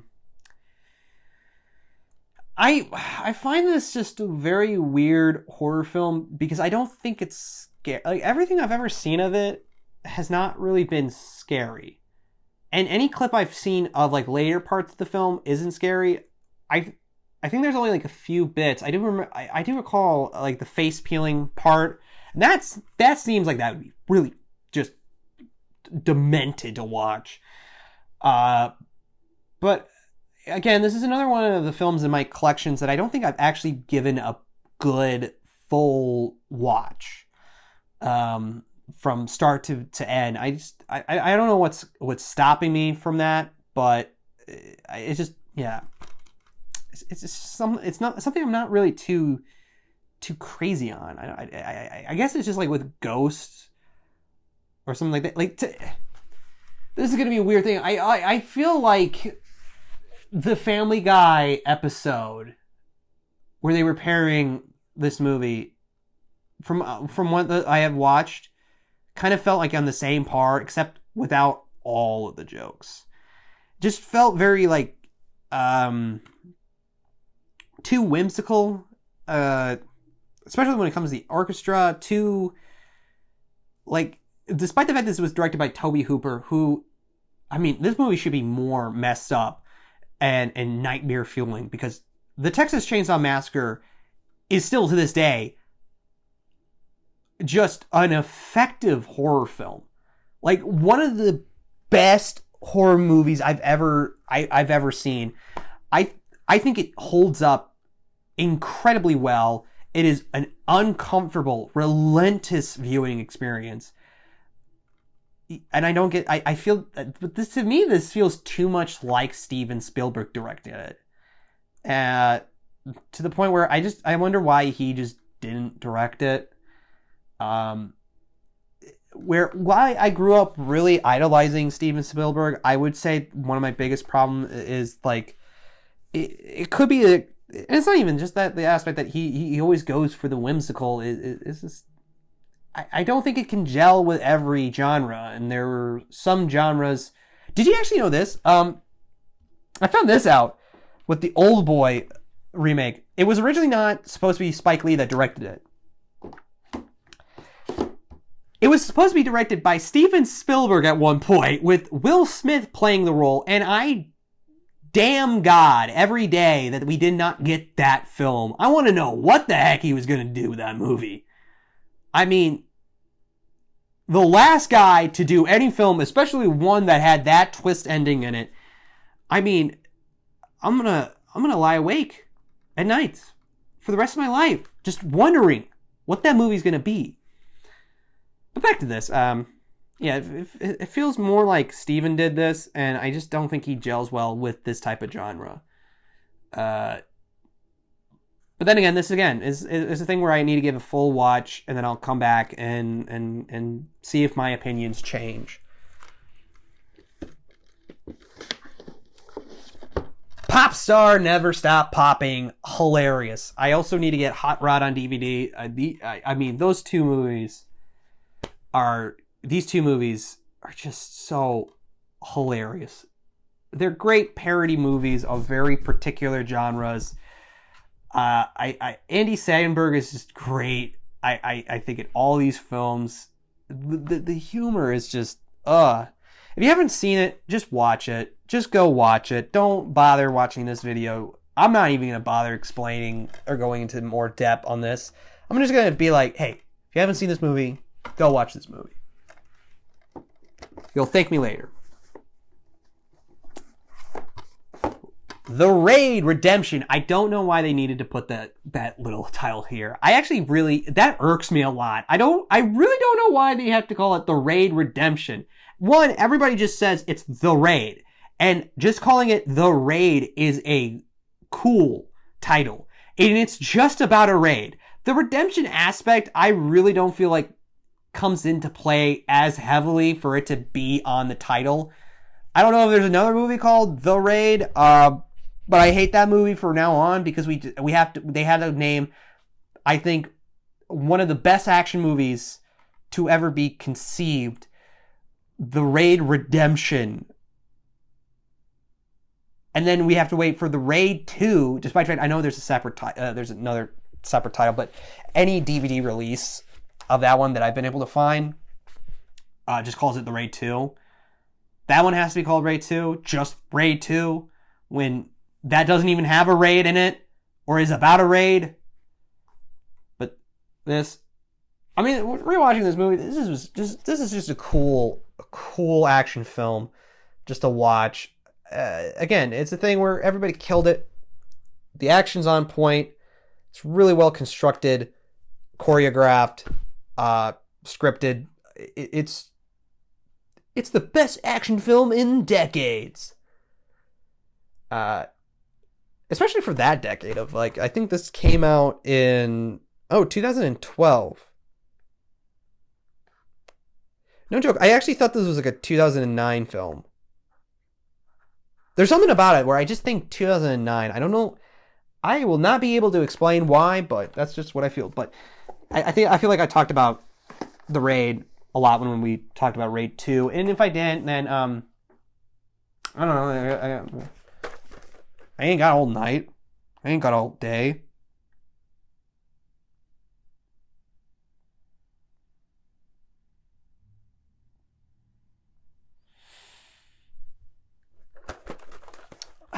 Rambo. Let's be real. First Blood is the only film to care about this entire character. A lot of these movies I haven't watched in a while. Actually, it's gonna be really difficult to try to show everybody the discs, so I'm just gonna talk about the films. First Blood. I mean, it's weird to go back and watch earlier Stallone stuff and to realize that he's a really good actor. Really good. And had, kind of... could have been at the same level as Robert De Niro. That was something that a lot of people were comparing him to Robert De Niro, especially, around First Blood. They were comparing him to that, and I really like First Blood. It is an interesting thriller, and it's really jarring, especially if you come into it just knowing Rambo as an action hero character, and to realize the first film he is not an action hero. He's actually kind of, while there is an antagonist, both are antagonists. Rambo is a guy who's a vet who is emotionally traumatized, and for that to really come into play in that movie it's just so surreal, because then you get to Rambo First Blood Part 2, which for some reason these titles are so inconsistent and really just awful. So you have that Rambo First Blood Part 2, then you get Rambo 3, and then you get Rambo. What the fuck? That's not even talking about Rambo Last Blood, which that movie shouldn't have even been made. That was such an unnecessary film. But yeah, Rambo First Blood. It's very weird because it's not like an action movie. It's really not. It is a thriller. It's a drama, and it's an interesting film to view. I haven't seen Rambo First Blood Part 2 in a while. All I know is that anybody who was a part of it didn't really like being a part of it. Stallone hates that one. Well, Stallone seems like a kind of guy who hates a lot of the movies he was in. There's an element to it, though, I respect, because he's not like other action hero guys. He got into this industry by being an unknown name and writing Rocky and somehow convincing people that he should be in Rocky. So there's always an aspect to his career that I heavily respect and I find admirable about Stallone. And in a weird way, I kind of can excuse his later ego in the 80s, later 80s. Because it's like, if there's going to be anybody with a ginormous ego, it's going to be Stallone. But yeah, then, we get to First Blood Part 2. A dumb, cheesy action film. I remember it being kind of entertaining. Rambo 3, I can't remember a single thing of it. And then Rambo is just kind of weird also because it's not bad. It's pretty good. But it kind of is, it just goes back to like feeling like Rambo really shouldn't have been a franchise and was not set up to be a franchise, and it was just kind of forced into it. I don't know. When you get to that last one, it does feel like a weird reboot sequel in my eyes. I didn't remember it being though like fun, a lot of fun. But I would say this, that it is a better conclusion than Rambo Last Blood. Like the best conclusion. The only conclusion. He finally goes home. That's it. Let him just go home. That was the send-off. Oh no, you had to make another one for no reason. Just no reason. And it was terrible. Next film. Return of the Living Dead. Greatest zombie movie ever made. Greatest 80s movie ever made. There is no 80s movie in all of the 80s that I think is definitive, just like with Return of the Living Dead. If you want a film that makes you feel like you're viewing the 80s, this movie, just with the style of how everything looks, it's actually so 80s and it captures that era so well to the point where I actually am convinced this movie cannot be remade. It cannot. The sequels have shown that it can't really be rectified. I've seen almost all of the sequels, and it's a weird experience. The last two are some of the worst things I've ever seen in my entire life. I do not recommend them. I do not wish them on my worst enemy. They're terrible. But this film is just, it is great. It is so, so good. I actually think it has the scariest zombies ever. Though they're so overpowered, it goes back to being comical. It's also the greatest 80s comedy, I think, out there. I really, there's better 80s comedies. There's other comedy films that makes me laugh.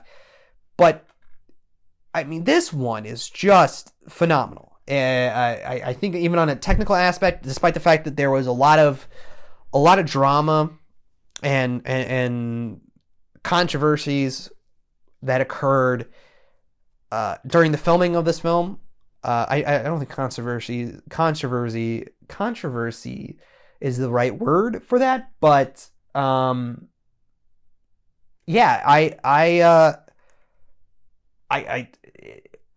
think Tarman is just one of the best character designs. I actually find it really funny. I finally saw, because there's a documentary you can watch on YouTube about the behind the scenes for this film, and I finally got to see who played the guy underneath the Tarman costume, and I couldn't help but think that he looked like Kramer from Seinfeld. Yeah, it's great. I think it's so entertaining. Everybody is just wonderful in it. And it has the makings of being a very quotable film. This is a movie that I love to show off to people during Halloween. I feel like it really gets me going in the season, and I you know what? Sometimes I do sin. I do sin from time to time, and I will watch this movie after Halloween because I love it a lot. I do remember when I was a kid, when I was not a kid, but in middle school, when I first discovered this film through Cinemassacre. I was terrified. I couldn't sleep terrified. And I actually kind of hated this film because I couldn't get behind the concept of a zombie movie where the zombies aren't being killed and I am not seeing these interesting kills. But I actually like that better now as an adult. 'Cause one, the film is funny. It's farcically funny.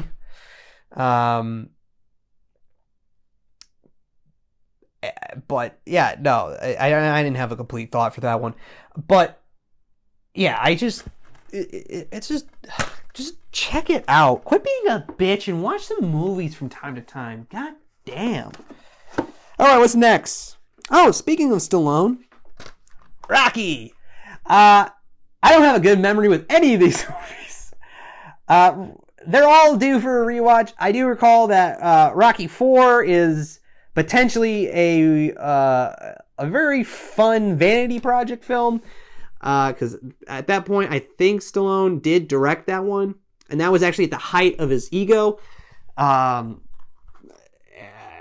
It's still entertaining. Yeah, like, what can we say? These were the movies that, got Stallone it turned Stallone into a household name, got his career started, got him out of poverty. The first Rocky, I guess the reason why people really gravitate and feel this underdog story is because it was written and starring an actual underdog. So, God bless him.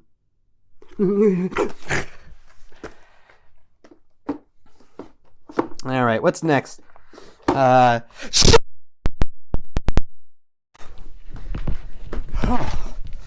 Oh, God. That's a scary bitch. Whew. Sorry, I forgot about that. Well, this is actually the greatest movie. Did I break my case? Oh, thank God, it's so close. The greatest movie ever made, The Room, starring the wonderful, the beautiful Tommy Wiseau. God, this movie is so bad that it's good. Though I will not say that. I'm not going to say this.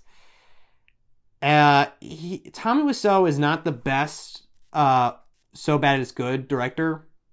I think what's not talked about the most is his successor. That being of Neil Breen, which somehow I'm going to have to figure out how to get any copy of any of his movies, because I would love to have all of his movies in my collection. That sounds like my collection could be completely whole. And I want to preface this. When I got this new not bookshelf, but DVD shelf, and I was filling all of them up, I was like, you know what? I kind of want to put some more DVDs in there. So what are some movies I should put in? And I thought about, well, maybe The Room should be one of them. But I stopped and was like, should I really purchase this? And then I realized I had 2 copies of Flash Gordon and that my integrity for this collection is out the door, so I might as well. But yeah, I rewatched it very recently, and it's such an interesting experience. And I just kind of rewatching it, I would say would be greatly improved if I had watched it with other people. Because just on its own, it's kind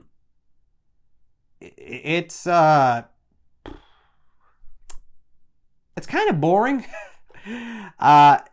Maybe in the under the conditions of having some people to mock the film with and to get progressively drunker and drunker as the film goes on, would really spice it up. Because there are a lot of big gaps in between hilarious bits of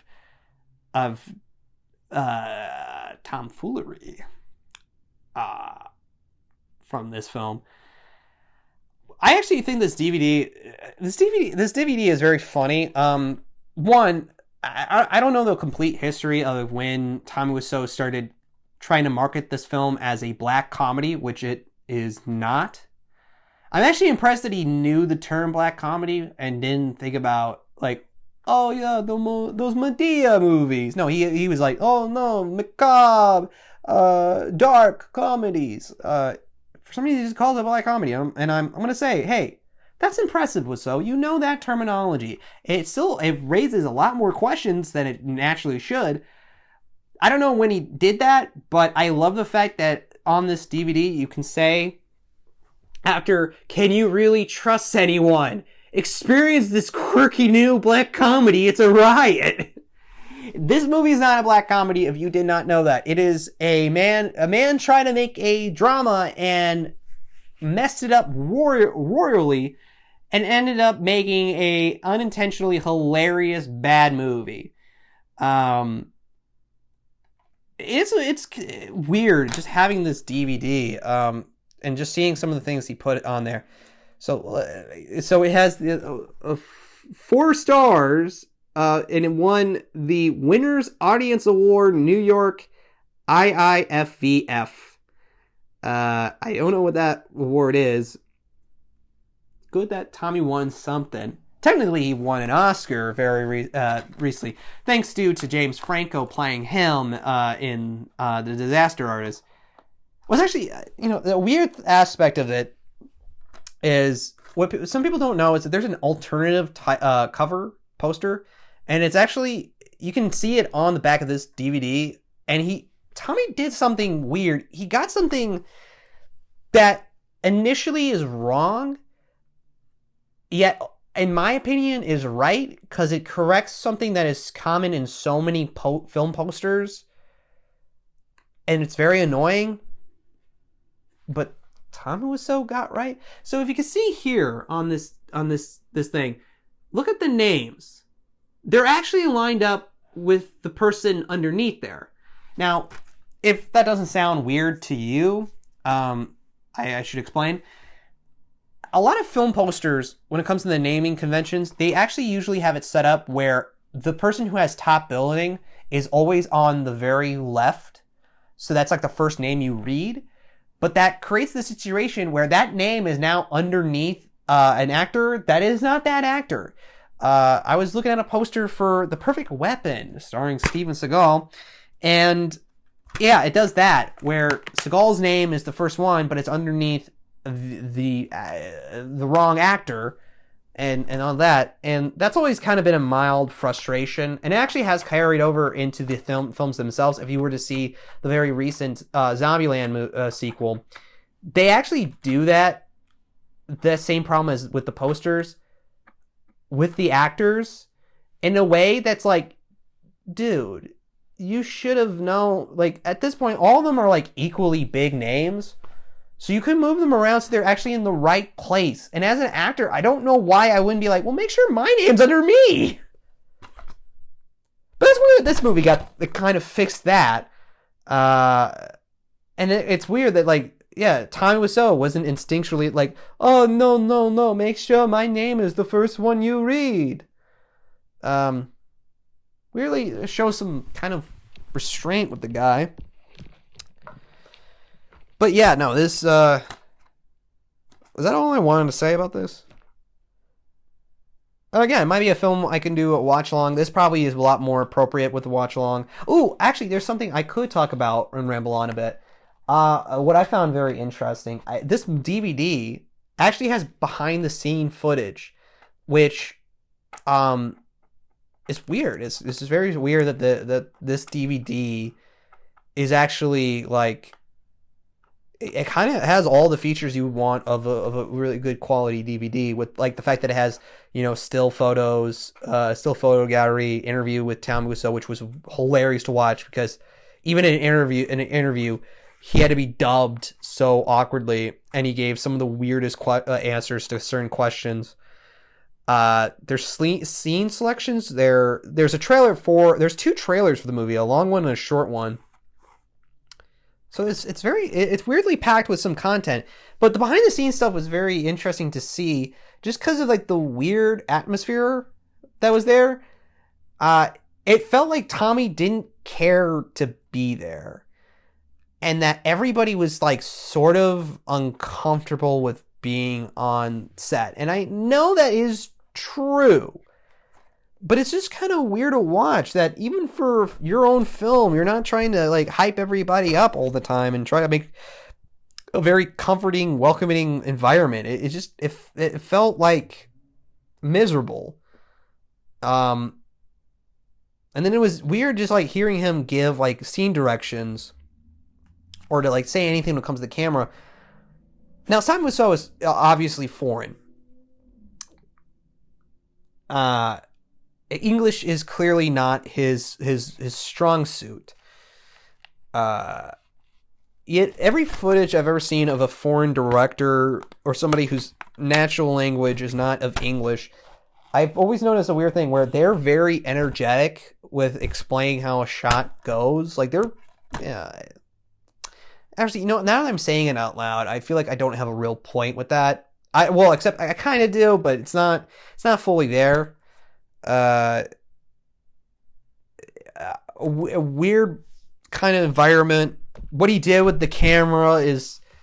So, if you don't know, Tom Wiseau, this movie, let me point this out, cost $6 million, and it looks like it was made with like 20. That's because he had some very weird spending habits for the film. He bought 2 cameras of 2 different film qualities. He bought a 35 millimeter film camera and a digital HD camera that to this day the footage for that has not resurfaced. So it actually is a worthless investment. And they had to come up with a very special rig in order to use both cameras. And it's not like there's any shot of the film that uses the HD camera. None that I can think of. They end up using just the film. But that is just a part of the Odyssey. Now that's actually a very famous, well-known thing for The Room, but yeah. Before I thought about this, I'll do the joke here. So I actually bought both these movies kind of on the same day. They came, they arrived at different days, but what I find hilarious is I unintentionally bought 2 movies that had a little too much in common. Both of these movies have to do with rooms. This one is because a guy is trapped in a hotel-make prison for 15 years.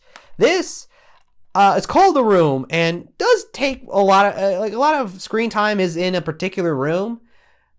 But besides that, there's not a whole lot of reasons why it's called The Room. Both have men with very long hairs that are very intimidating looking. Very weird looking. Both star men that can't speak English that well, though. In this case, it's because he's not trying to speak English. He's speaking Korean. Because he's from South Korea. Because it's a South Korean-made movie. But that's not it. Somehow I decided to purchase 2 movies that relate to rooms. That also happened to both be released in 2003. And they're on 2 entirely different spectrums of quality. One being very bad that it becomes good, and this one being very good that it's just good. So, that's kind of funny. There is no me. Take off your clothes. So what is next? Saturday morning mysteries. Some of you guys at home are like, oh, what's that? I've never heard of this movie. A couple of you guys who have actually seen who've been on my YouTube channel, you've actually seen this before and probably did no research on it, or were like, I've never heard of this film. I rewatched it a couple nights ago while high off of NyQuil to try to cure this weird congestion cold I've had since New Year's. And I was horrendously shocked with how bad this movie is. This film is essentially trying to be, it says right here, oh yeah, Scooby-Doo meets the Evil Dead. Wow, that was a review from Ain't It Cool News. Hey Mark, have you actually ever seen The Evil Dead? This movie has nothing in common with Evil Dead. Not even the sense to make that the argument. Like, this isn't the actual Scoob game.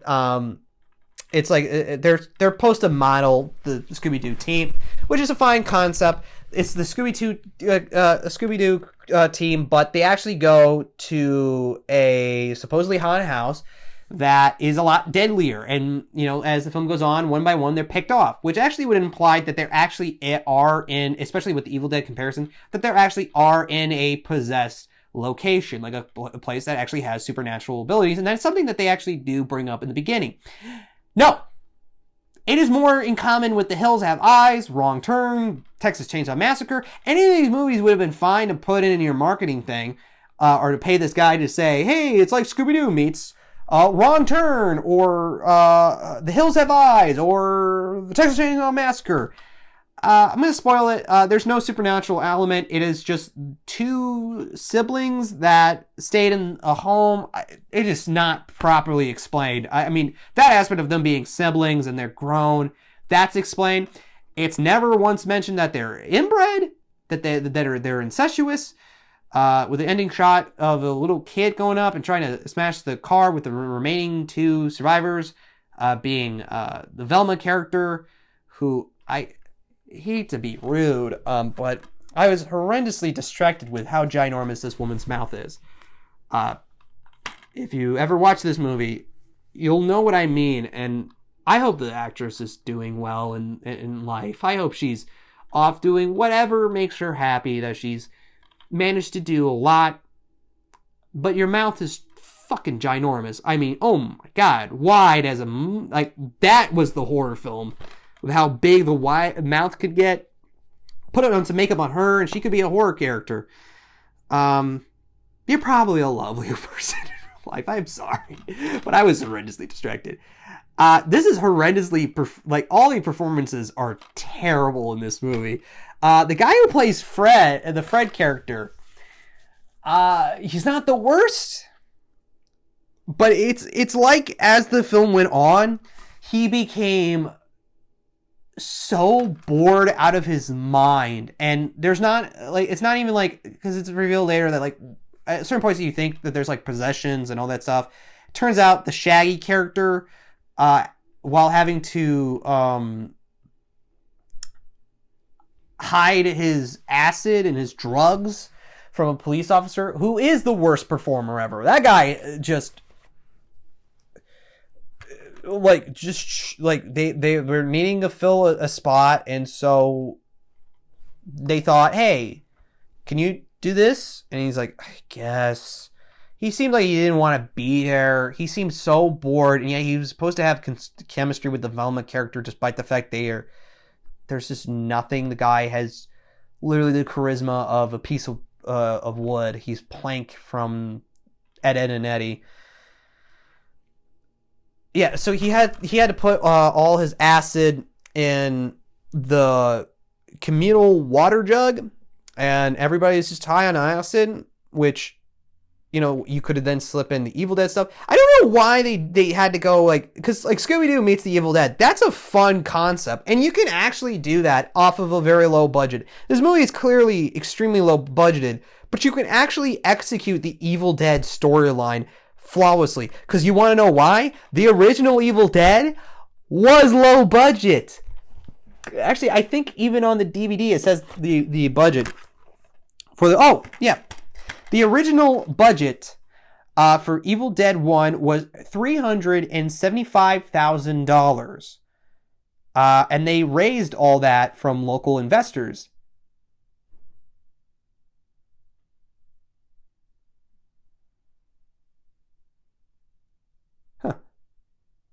I don't know. I'm sorry. I got sidetracked by a good, low-budget, campy horror film with bad acting. But yeah, no, this was just dog. This was just terrible. This is really just horrendously made. And what's weird is that I was, you know, while watching the DVD, it had a bunch of trailers for other films made by the same company that produced this one. RX Raider. Raider Media. Not RX. XL. XL Raider Media. And there were some of the films that while they looked very cheap and probably not bad, not great, still looked so much better than this movie. I don't know what happened. I don't know anything about the production of this film, and now I am curious, and I hope that this opens up a big investigation on just kind of the origins of this really bad movie with bad writing too. It tries to have moments that are funny, but they're really not. I think the location they got is really cool.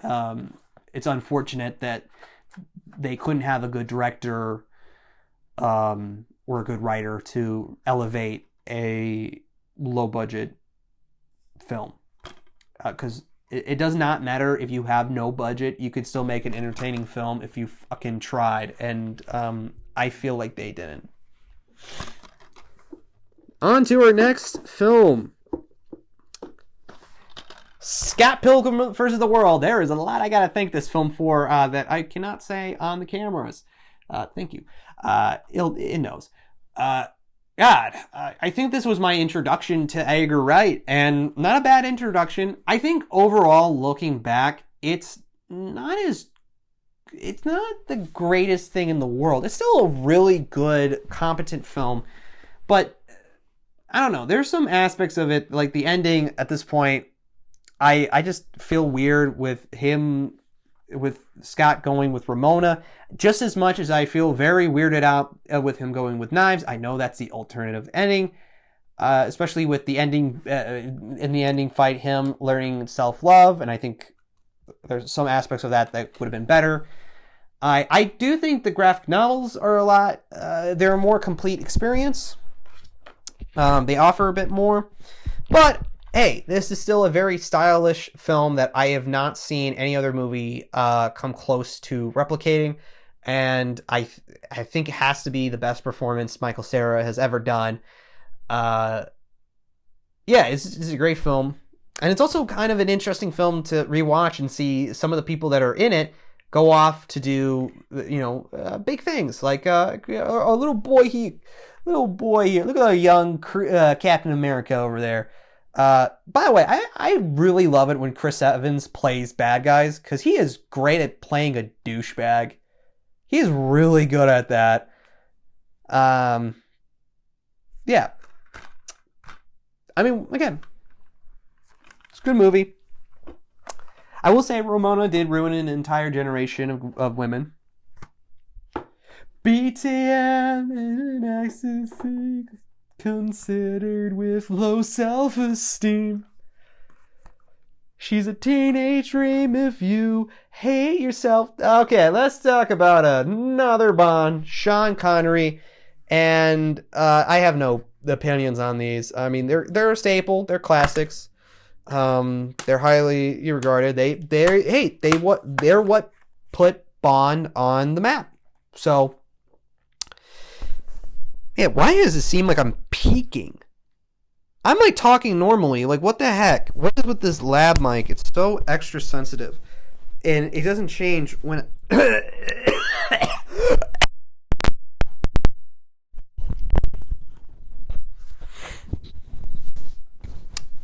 think I might be able to get good audio from this. I don't know how I'm going to... But, hey,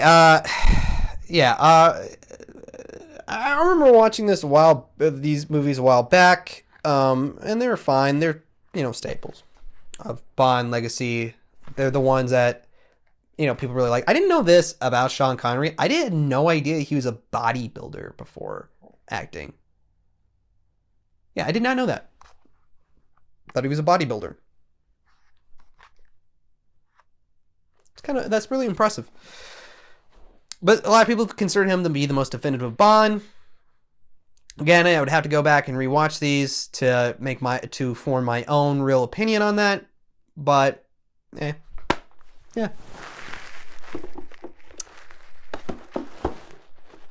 Next up, man, this is a long ass video. I think I'll just cut out all the points where I'm grabbing things. Probably cut out this part. Our next two films, or Okay, never mind. Our next film is Semi-Pro. I wish I had my DVD for Blades of Glory. I remember watching Blades of Glory a lot as a kid, and just loving every moment of it. And at points recreating the one, like the ball kicking scene during splits with my brother a lot. But Semi-Pro. Love Me Sexy. It's been a while since I've watched that one, but I remember it being really funny, having a lot of good bits. Yeah, I really don't have a whole lot to say for that. Do I have anything to say with any movie? But let's go on to our next one. Those two are funny films. Watch it if you get the chance. Shaun of the Dead. I think this was the film I sought out immediately after seeing Scott Pilgrim, and this was around the time I was really getting into zombie films. But I think this was actually before I officially watched a horror film. I kind of don't know. I think Night of the Living Dead, the original one, was a real horror film that I did watch, where this one actually is a really good introduction to horror films, because despite the fact that it's a comedy, it's not a parody. It just is that genre. That's something that a lot of people like to say when it comes to Edgar Wright as a comedic director, as a comedy director, is that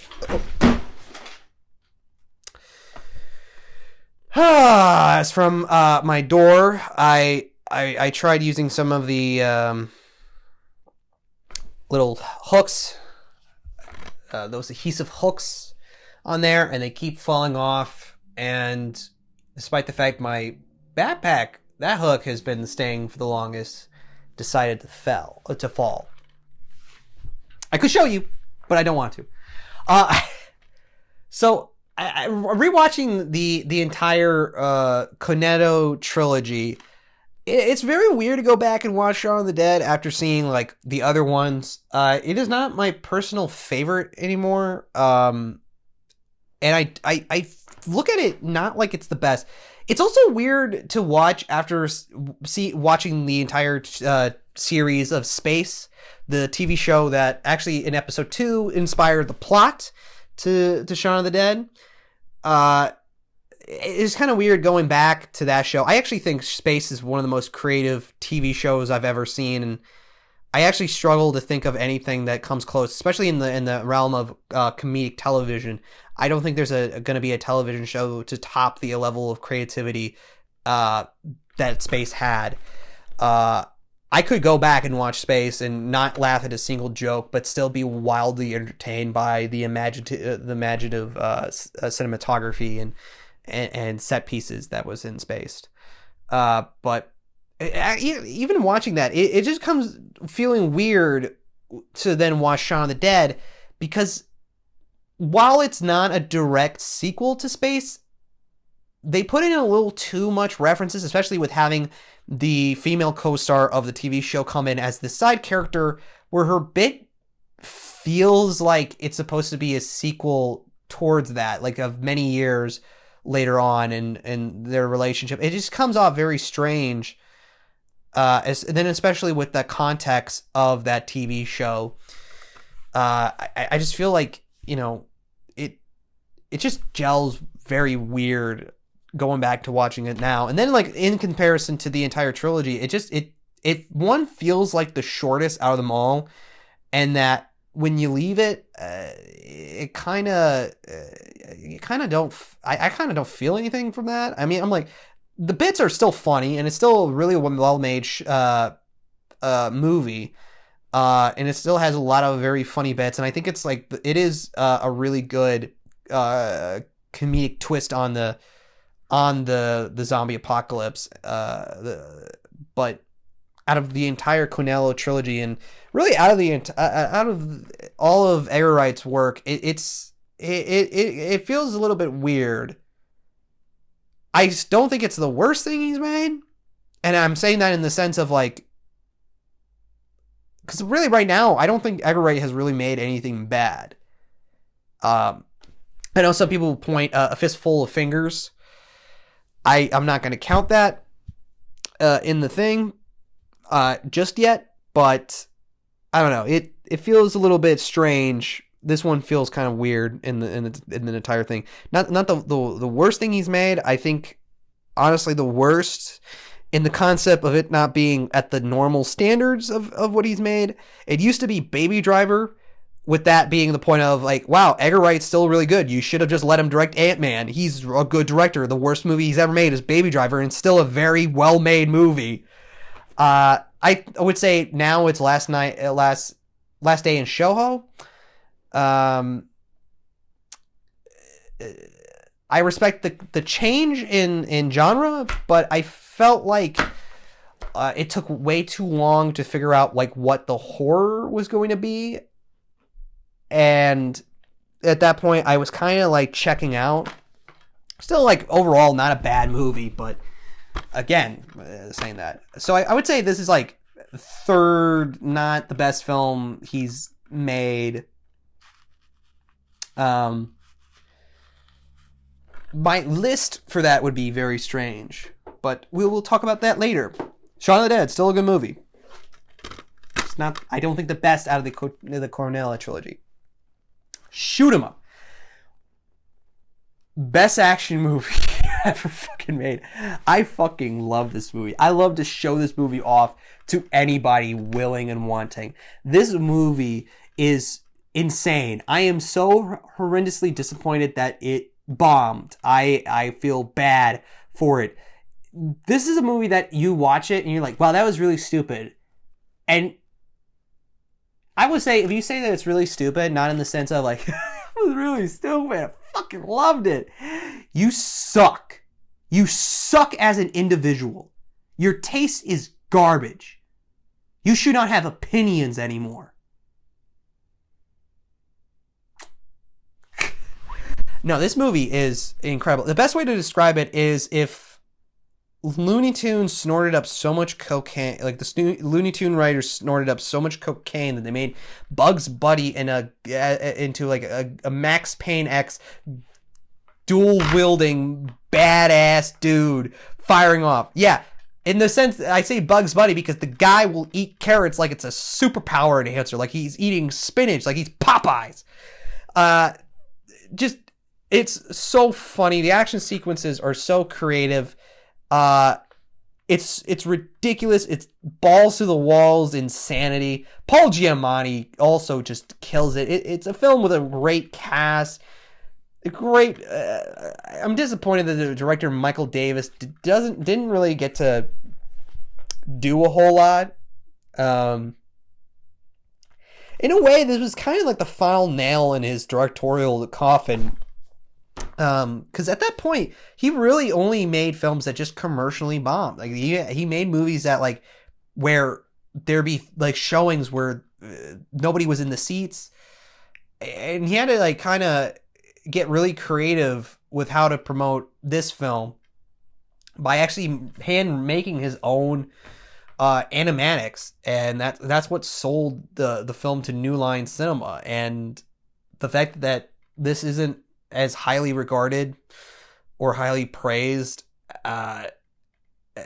anymore, or even to this day, is, I think, a disservice towards this film and towards any form of artistic expression. It's just, I also say this is a perfect parody of the action film genre by just being a balls to the walls, nonsensical action film with attitude, but done to the most ridiculous, absurd degree. If you've not seen Shoot 'em Up, you gotta watch Shoot 'em Up.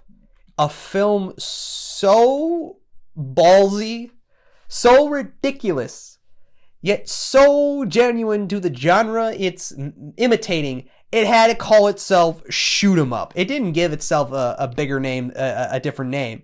It knew what it was from the get-go. It was going to be the definitive Shoot 'em Up movie. Which made me think, like, if this film was really successful, if the guy was going to make a trilogy where the first one's called Shoot 'em Up, second film is Beat 'em Up, and then he said screw it with the final one and call it Fuck 'em Up. But we will never know, unfortunately. Because even this one was not successful. Next up, another Robert Rodriguez film, I think has to be one of the best, most faithful comic book adaptations ever, Sin City. What can you say more about Sin City that hasn't been said already? It is just just an entertaining, stylish thrill ride of a weird kind of parody of the noir style of cinema. It's just a strange little film that has three really engaging stories. Mickey Rourke, I think, just steals the whole package with his performance as Marv. Despite the fact that it's really only one little segment and he's not prevalent throughout the rest, he's incredible as that character, and that character is just so engaging that I think that performance alone could have carried its own film. Nonetheless, I do think the other two stories are fun. I actually think, though, the second one is the weakest, because that's where a lot of Frank Miller's writing problems really do show. The Big Fat Kill is, I'm going to say this, a hooker assassins is not an empowering thing. That is so beyond stupid. It's ridiculous. If these women can kill, if these women feel so secure in their way, in their sense to be able to be self-defensive, they're using ninja stars, they're shooting people up, you can't bat these women around or you will get murdered. They are not sucking dick for money. That is not how the world's... They're gonna go venture around the world, be like, I'm a trained assassin. Just pay me money to murder people. And in Sin City, there's plenty of people that will pay. Makes no sense. It's just, it comes off way too foolish and stupid, and it's just an old man getting a hard on for the dumbest of reasons. It does really take me out of the entire experience now that I think about it. Yeah. I will say then that, like, the story with Nancy is really weird, but I feel like out of all of it is handled the most appropriately. Yeah. That yellow bastard, I will say, ooh, that startled me. That yellow bastard, to me, I think kind of comes back better from the Big Fat Kill, which is kind of more of a drag the more it goes on. Like, even Dwight's not really that likable of protagonist, with how quickly he's willing to cheat on Brittany Murphy, which that's a sin on its own, you piece of shit. I mean, that it was, gotta look up how to say her name, because I've, Rosario Dawson.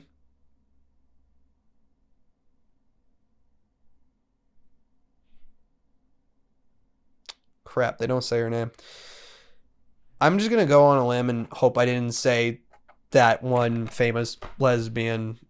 Well, that's Rosie O'Donnell. Rosario Dawson. I mean, that makes sense, but still, that's a little fucked up, man. But Sin City. Good movie. Cool movie. We have Skyfall. I'm going to skip that. The Adventures of Tintin.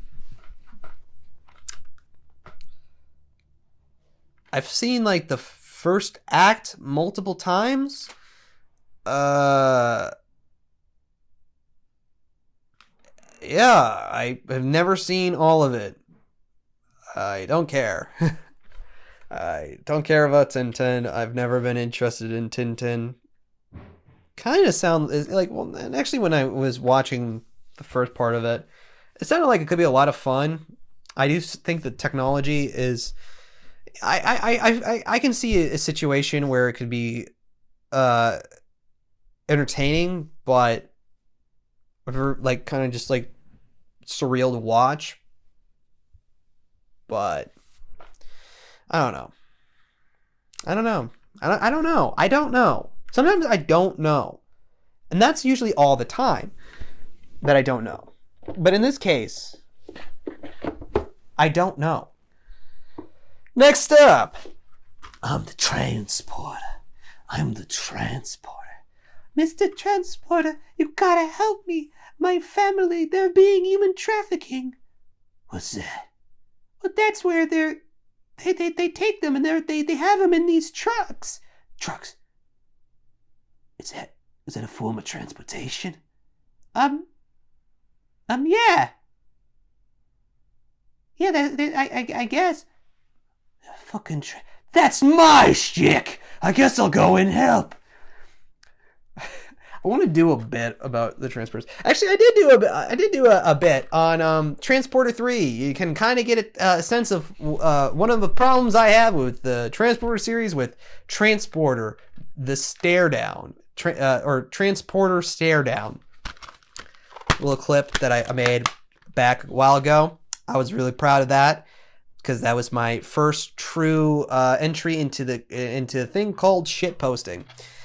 So I feel proud on that front, and I've showed that off to a few more people than I probably should have, and I really wish it would carry it off. And it's actually the only video that I have that's banned in certain countries. Kind of weird.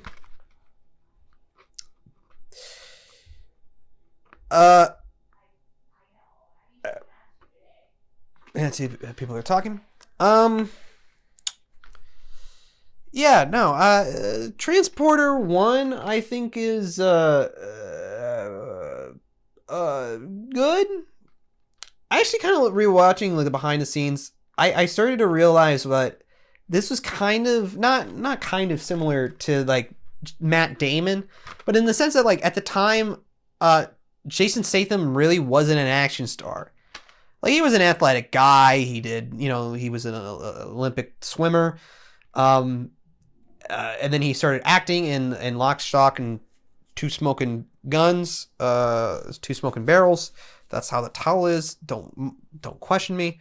And then and Snatched, and probably some other stuff. But he was still really more seen as a comedic / sort of drama actor.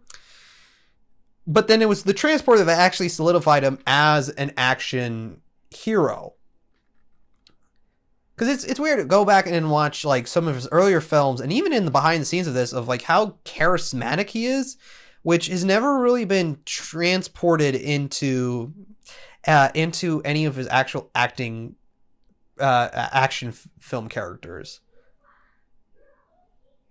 I haven't seen Spy, but I've heard like that one's really good, and I actually remember seeing some of the clips, and it was actually a little bit more close to like his actual personality. The natural charisma that he has. In this one, it's obvious of why he's not overly as charismatic. He's supposed to be like this clean cut guy who works who drives around people, around his clients. The first one is okay, but yeah, no, the first one's fun, and the second one is just so ridiculous that it's entertaining. And I think did mark a potential shift in the series where they were going to make it more stupider as it went on. Not to say that the first one doesn't have its moments.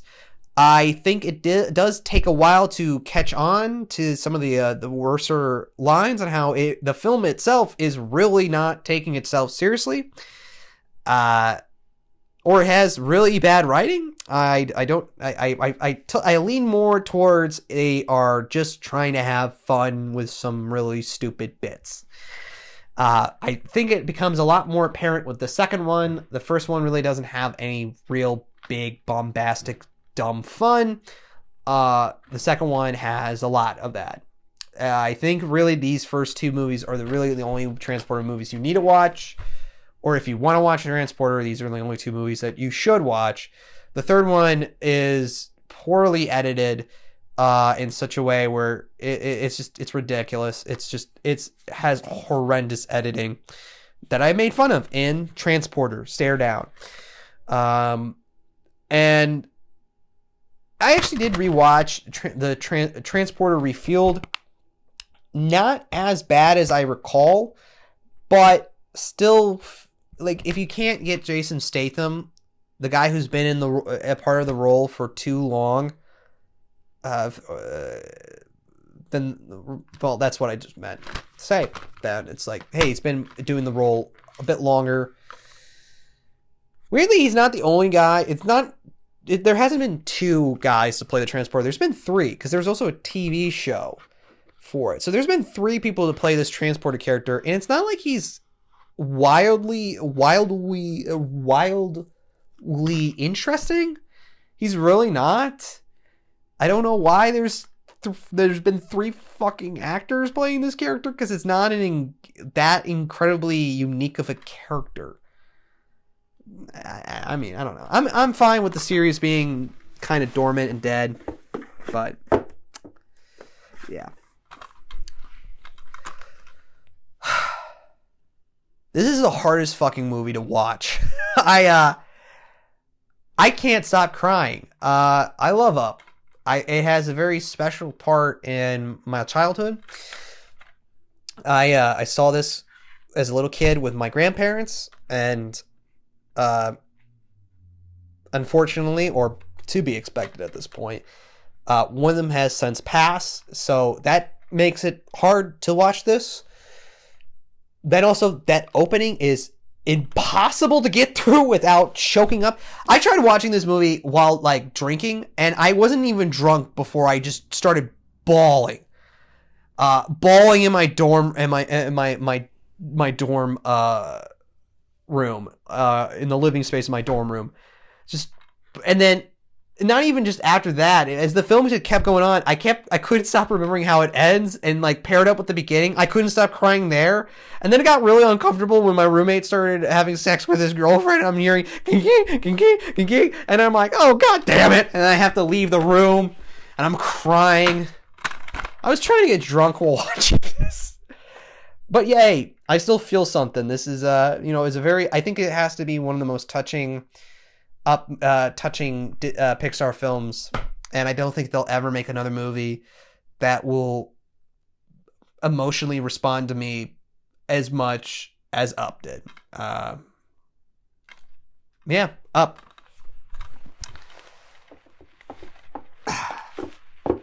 Now, to get back onto the usual rapport, VHS.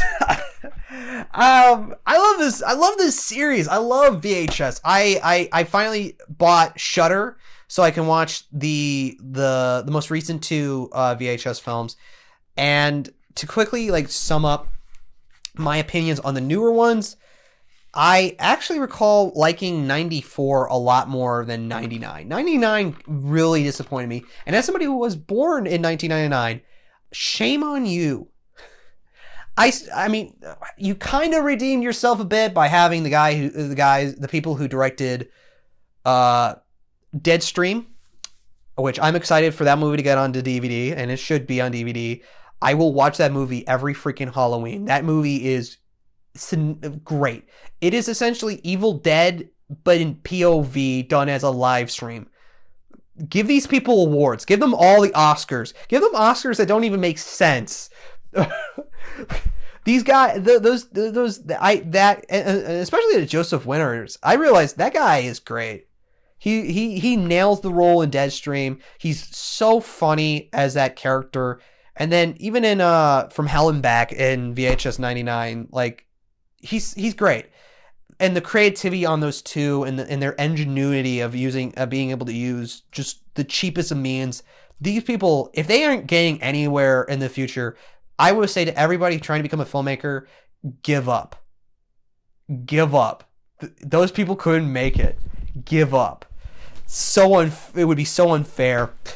But let's talk about. I would say though it's weird to compare the momentum I felt with VHS 1 and 2, and even with Viral, to the newer ones, because there was a big gap, mainly because Viral was so terrible. I think that was part of the problem, is that VHS Viral was really bad, and so they had to take a big gap. And I think because of that, there's this weird change. Like, I don't know how to explain it. I could see these movies being released into theaters pretty easily. The first two, but the newer ones, they are kind of, I don't know. I really don't know. I think it's because of the change of they're now genuinely trying to look like VHS tapes, which wasn't like the first film had that as a problem. The second one had it as an issue. Third one, don't even get me started. The third one, Viral, that one really did struggle to keep up a VHS aesthetic because it just gave up on that. But let's go back.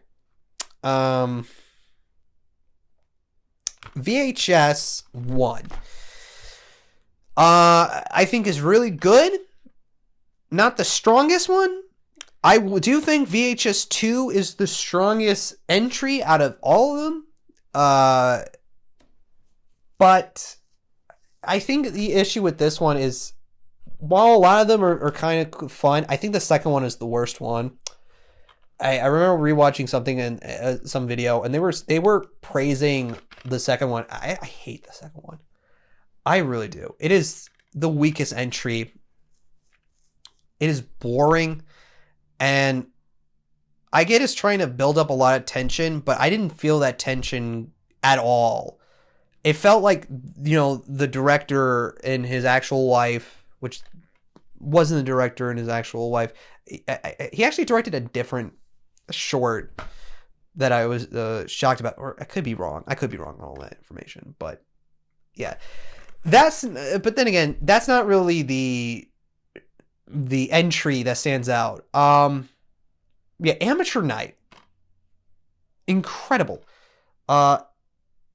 Haley, can you actually find her name on this? No, you can't. I used to be able to remember her name a lot because I really had a thing for her. Strangely, I like women that can rip my nuts off. No, but I was watching a lot of stuff that she was in, because I was kind of weirdly infatuated. But she's actually not in a lot of good things. The Unwanted is a film I probably should have on DVD because I have personal history with that.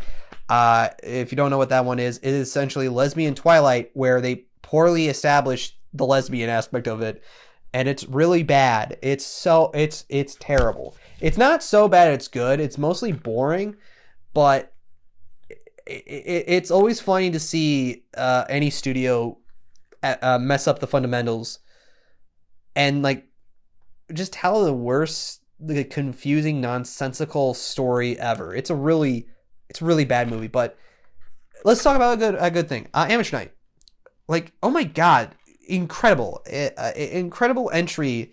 An incredible way to start the film. That sequence in itself can make for a film, and it did. There's a movie called Siren that is a kind of an indirect sequel. Not completely. It's just it uses that creature, and not even really that. It uses that actress.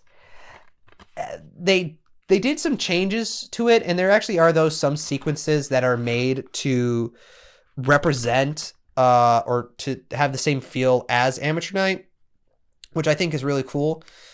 But I don't really remember liking Siren that much. I think overall, I think where this creature and this performance plays in is really all that needed to be said with it. The performance. Again, that actress really nails that creature incredibly, and yeah. For the other entries, I did talk about the second entry, and I didn't like it. Tuesday the 17th. That's a fun kind of concept. I think it's weak, but not like the weakest, of course. Not too crazy over it. I like the creature because it is a very unique, interesting creature. Just this entity you can't capture on video, and he kind of seems to only exist in videos, but can affect reality. I think that's really interesting. Past that, not a whole lot I can say. The fourth one after that, the one with the webcam footage, I thought it was okay. I couldn't help but feel like the main actress looked like a little child. She's a grown woman whose face never matured. Again, I hope great things are going for you, as I be this type of shallow of a person. I hope things are going wonderful, that to such a degree where I say things like that and they can't even affect you. Then what's next?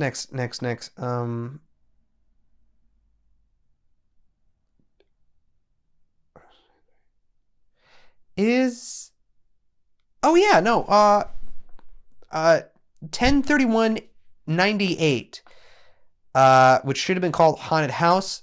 I think that's a really fun send off. It's essentially these guys go to what they think is a haunted house. And then it turns out it really is a haunted house, and some crazy things go off. It's a great send off to the whole thing, and then the wraparound story I think is really interesting. It's fun. It's engaging. It has really good performances. It's very simple. Yeah. All right. VHS 2. I would say kind of more of a send off, but I think you can potentially see where some of kind of my weird feelings towards the newer ones come into play. Where the newer ones just don't seem like they're a part of the same franchise, and I don't think it has the same appeal. Like, look at the list of names of the directors of the works that they made. Like I can't say the same for any of the other ones.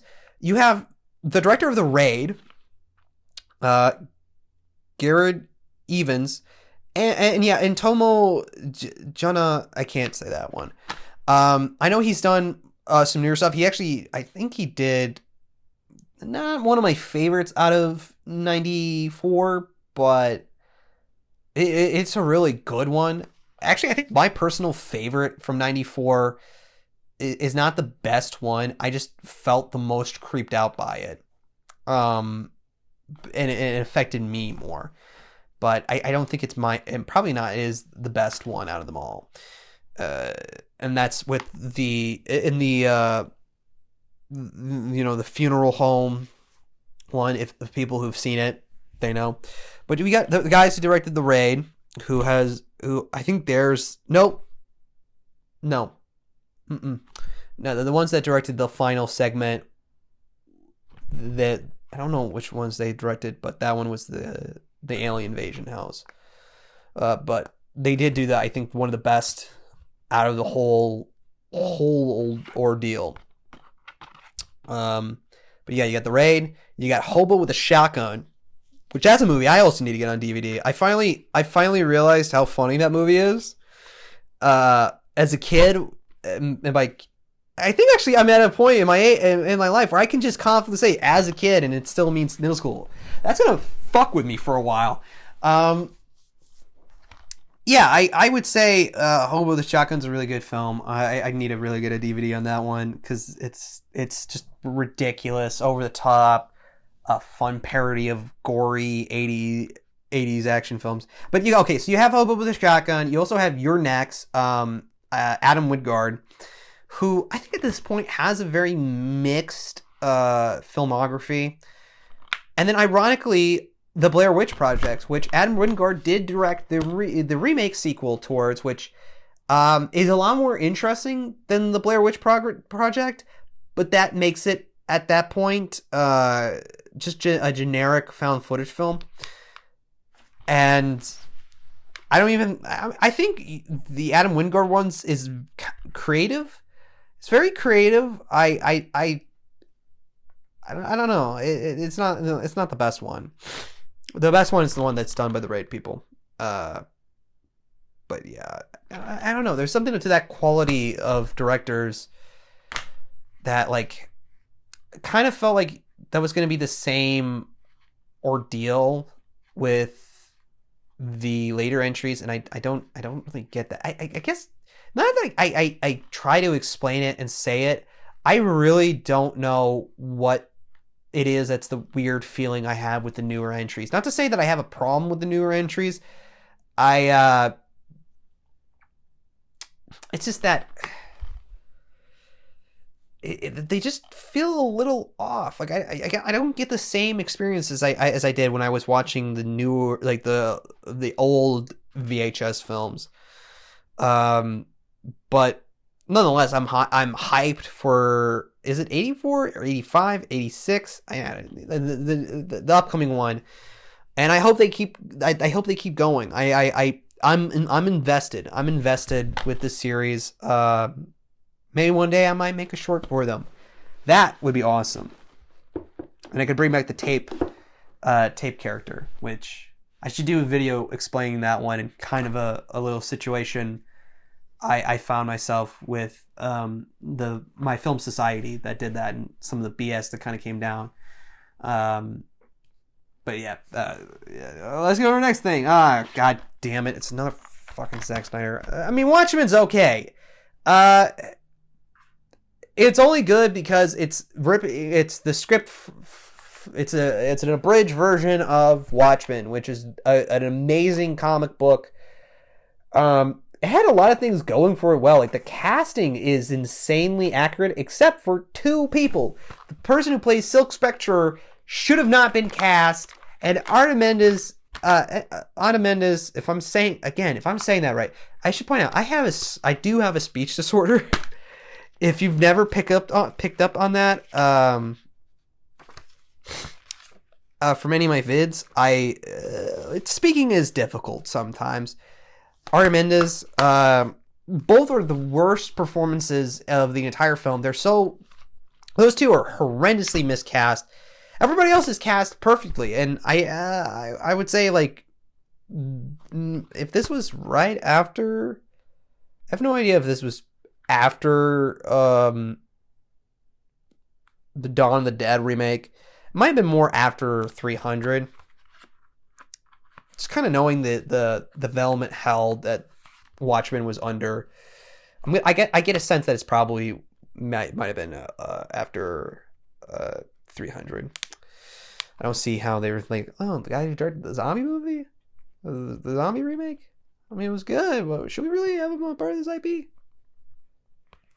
I don't know. I don't know the filmography or the film history. Oh, you're ruining the case. Trying to get this weird tape thing, but leave that alone. Well, yeah, that one's fine.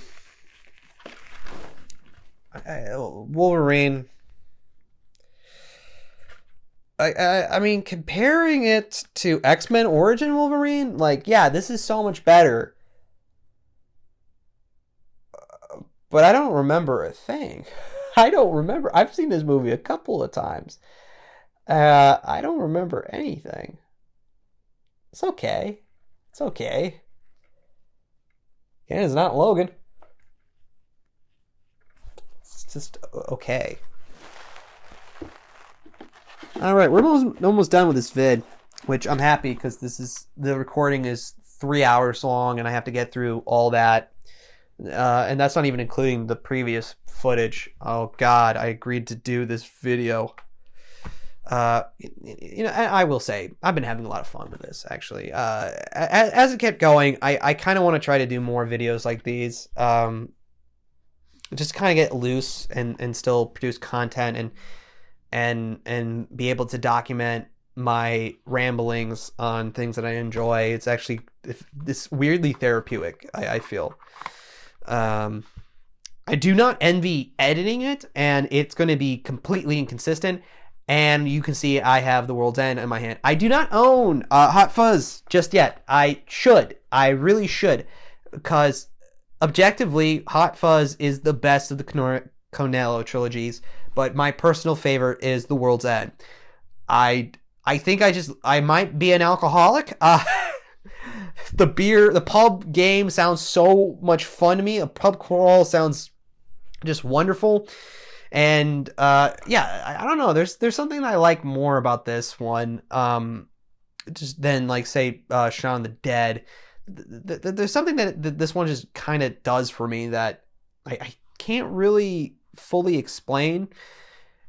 I would say upon watching it, and especially this is like right after he did Scott Pilgrim vs. the World, it's kind of interesting to see just like the evolution of how he does particular scene types, like with action scenes. Because like in Hot Fuzz, the action is like that very quick cutty kind of thing, but it's done in an obviously comedic fashion to kind of mimic a typical Hollywood action film. But in this one, it's a little bit more of one's own actual style. I would say this is the weirdest out of all of them, and to a degree that it's kind of hard to lump this in with the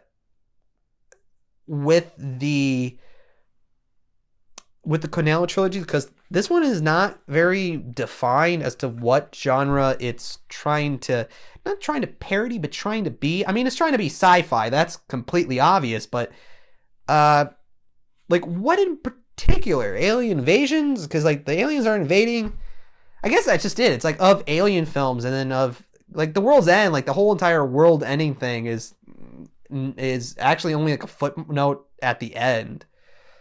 I mean, how it gets to there is completely funny. I still find this movie to be really funny, but yeah, it's a great film.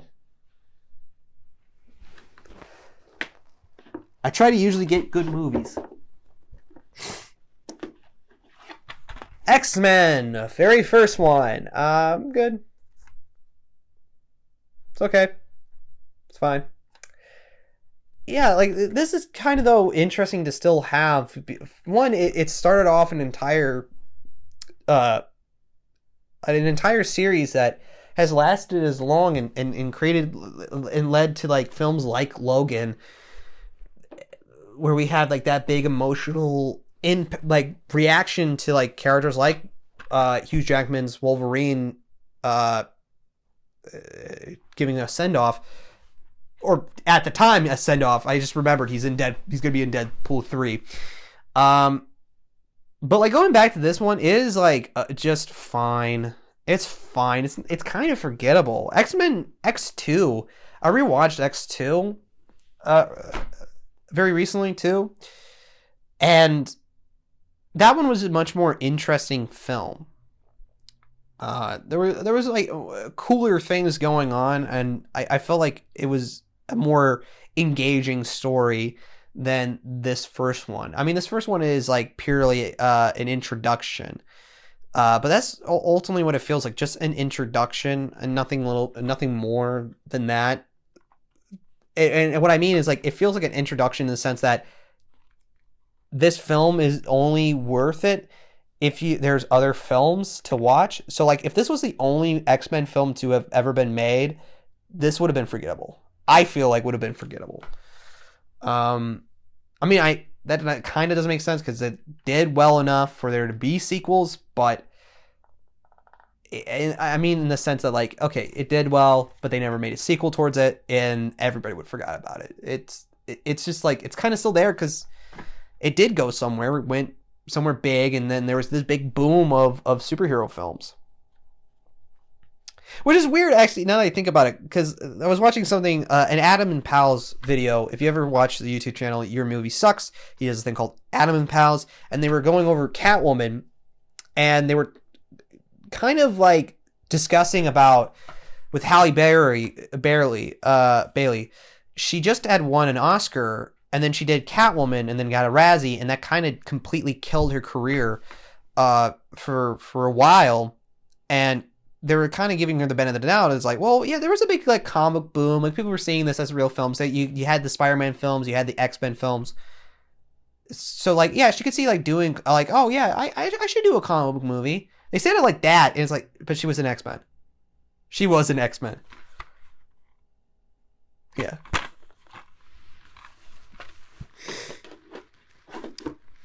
And last thing in my DVD collection as of now of 2023, might get bigger, might have to do another one. The video might get longer. You might hate me in the future.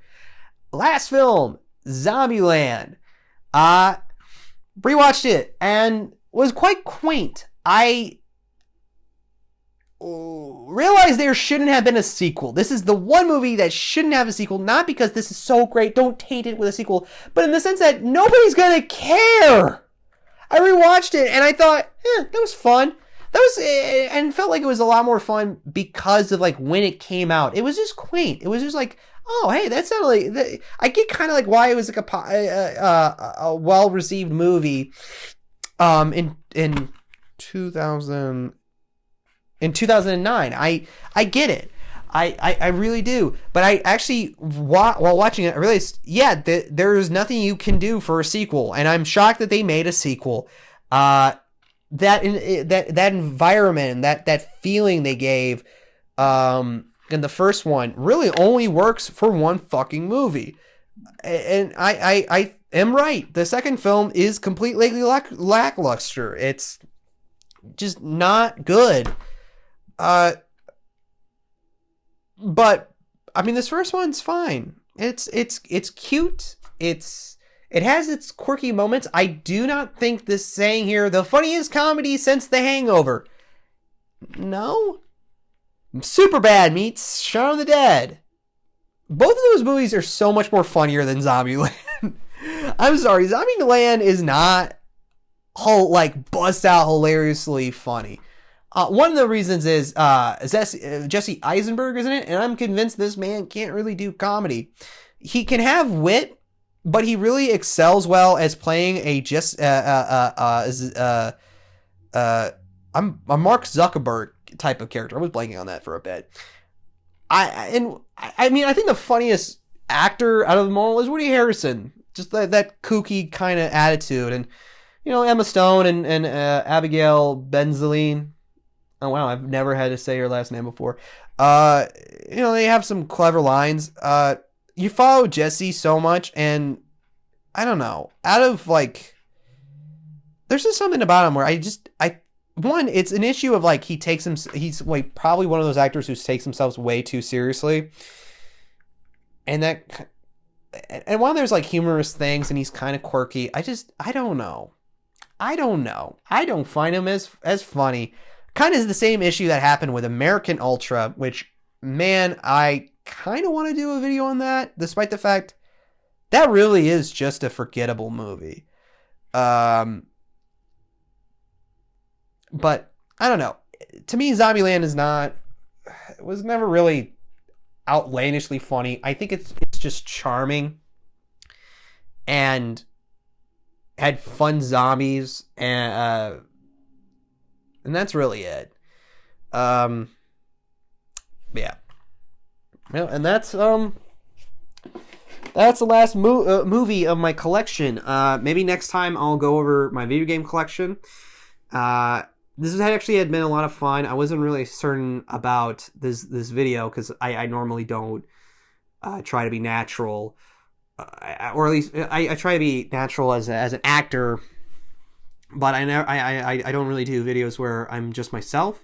So this, I think, was a really great introduction. And I actually, by doing this, I don't know. I want to do more videos like this. Actually, while to me it was very low effort. I don't know. There was something about it that I felt like it was really fun, and I really hope that you guys get a kick out of it. And until next time. I don't have a thing yet. Bye.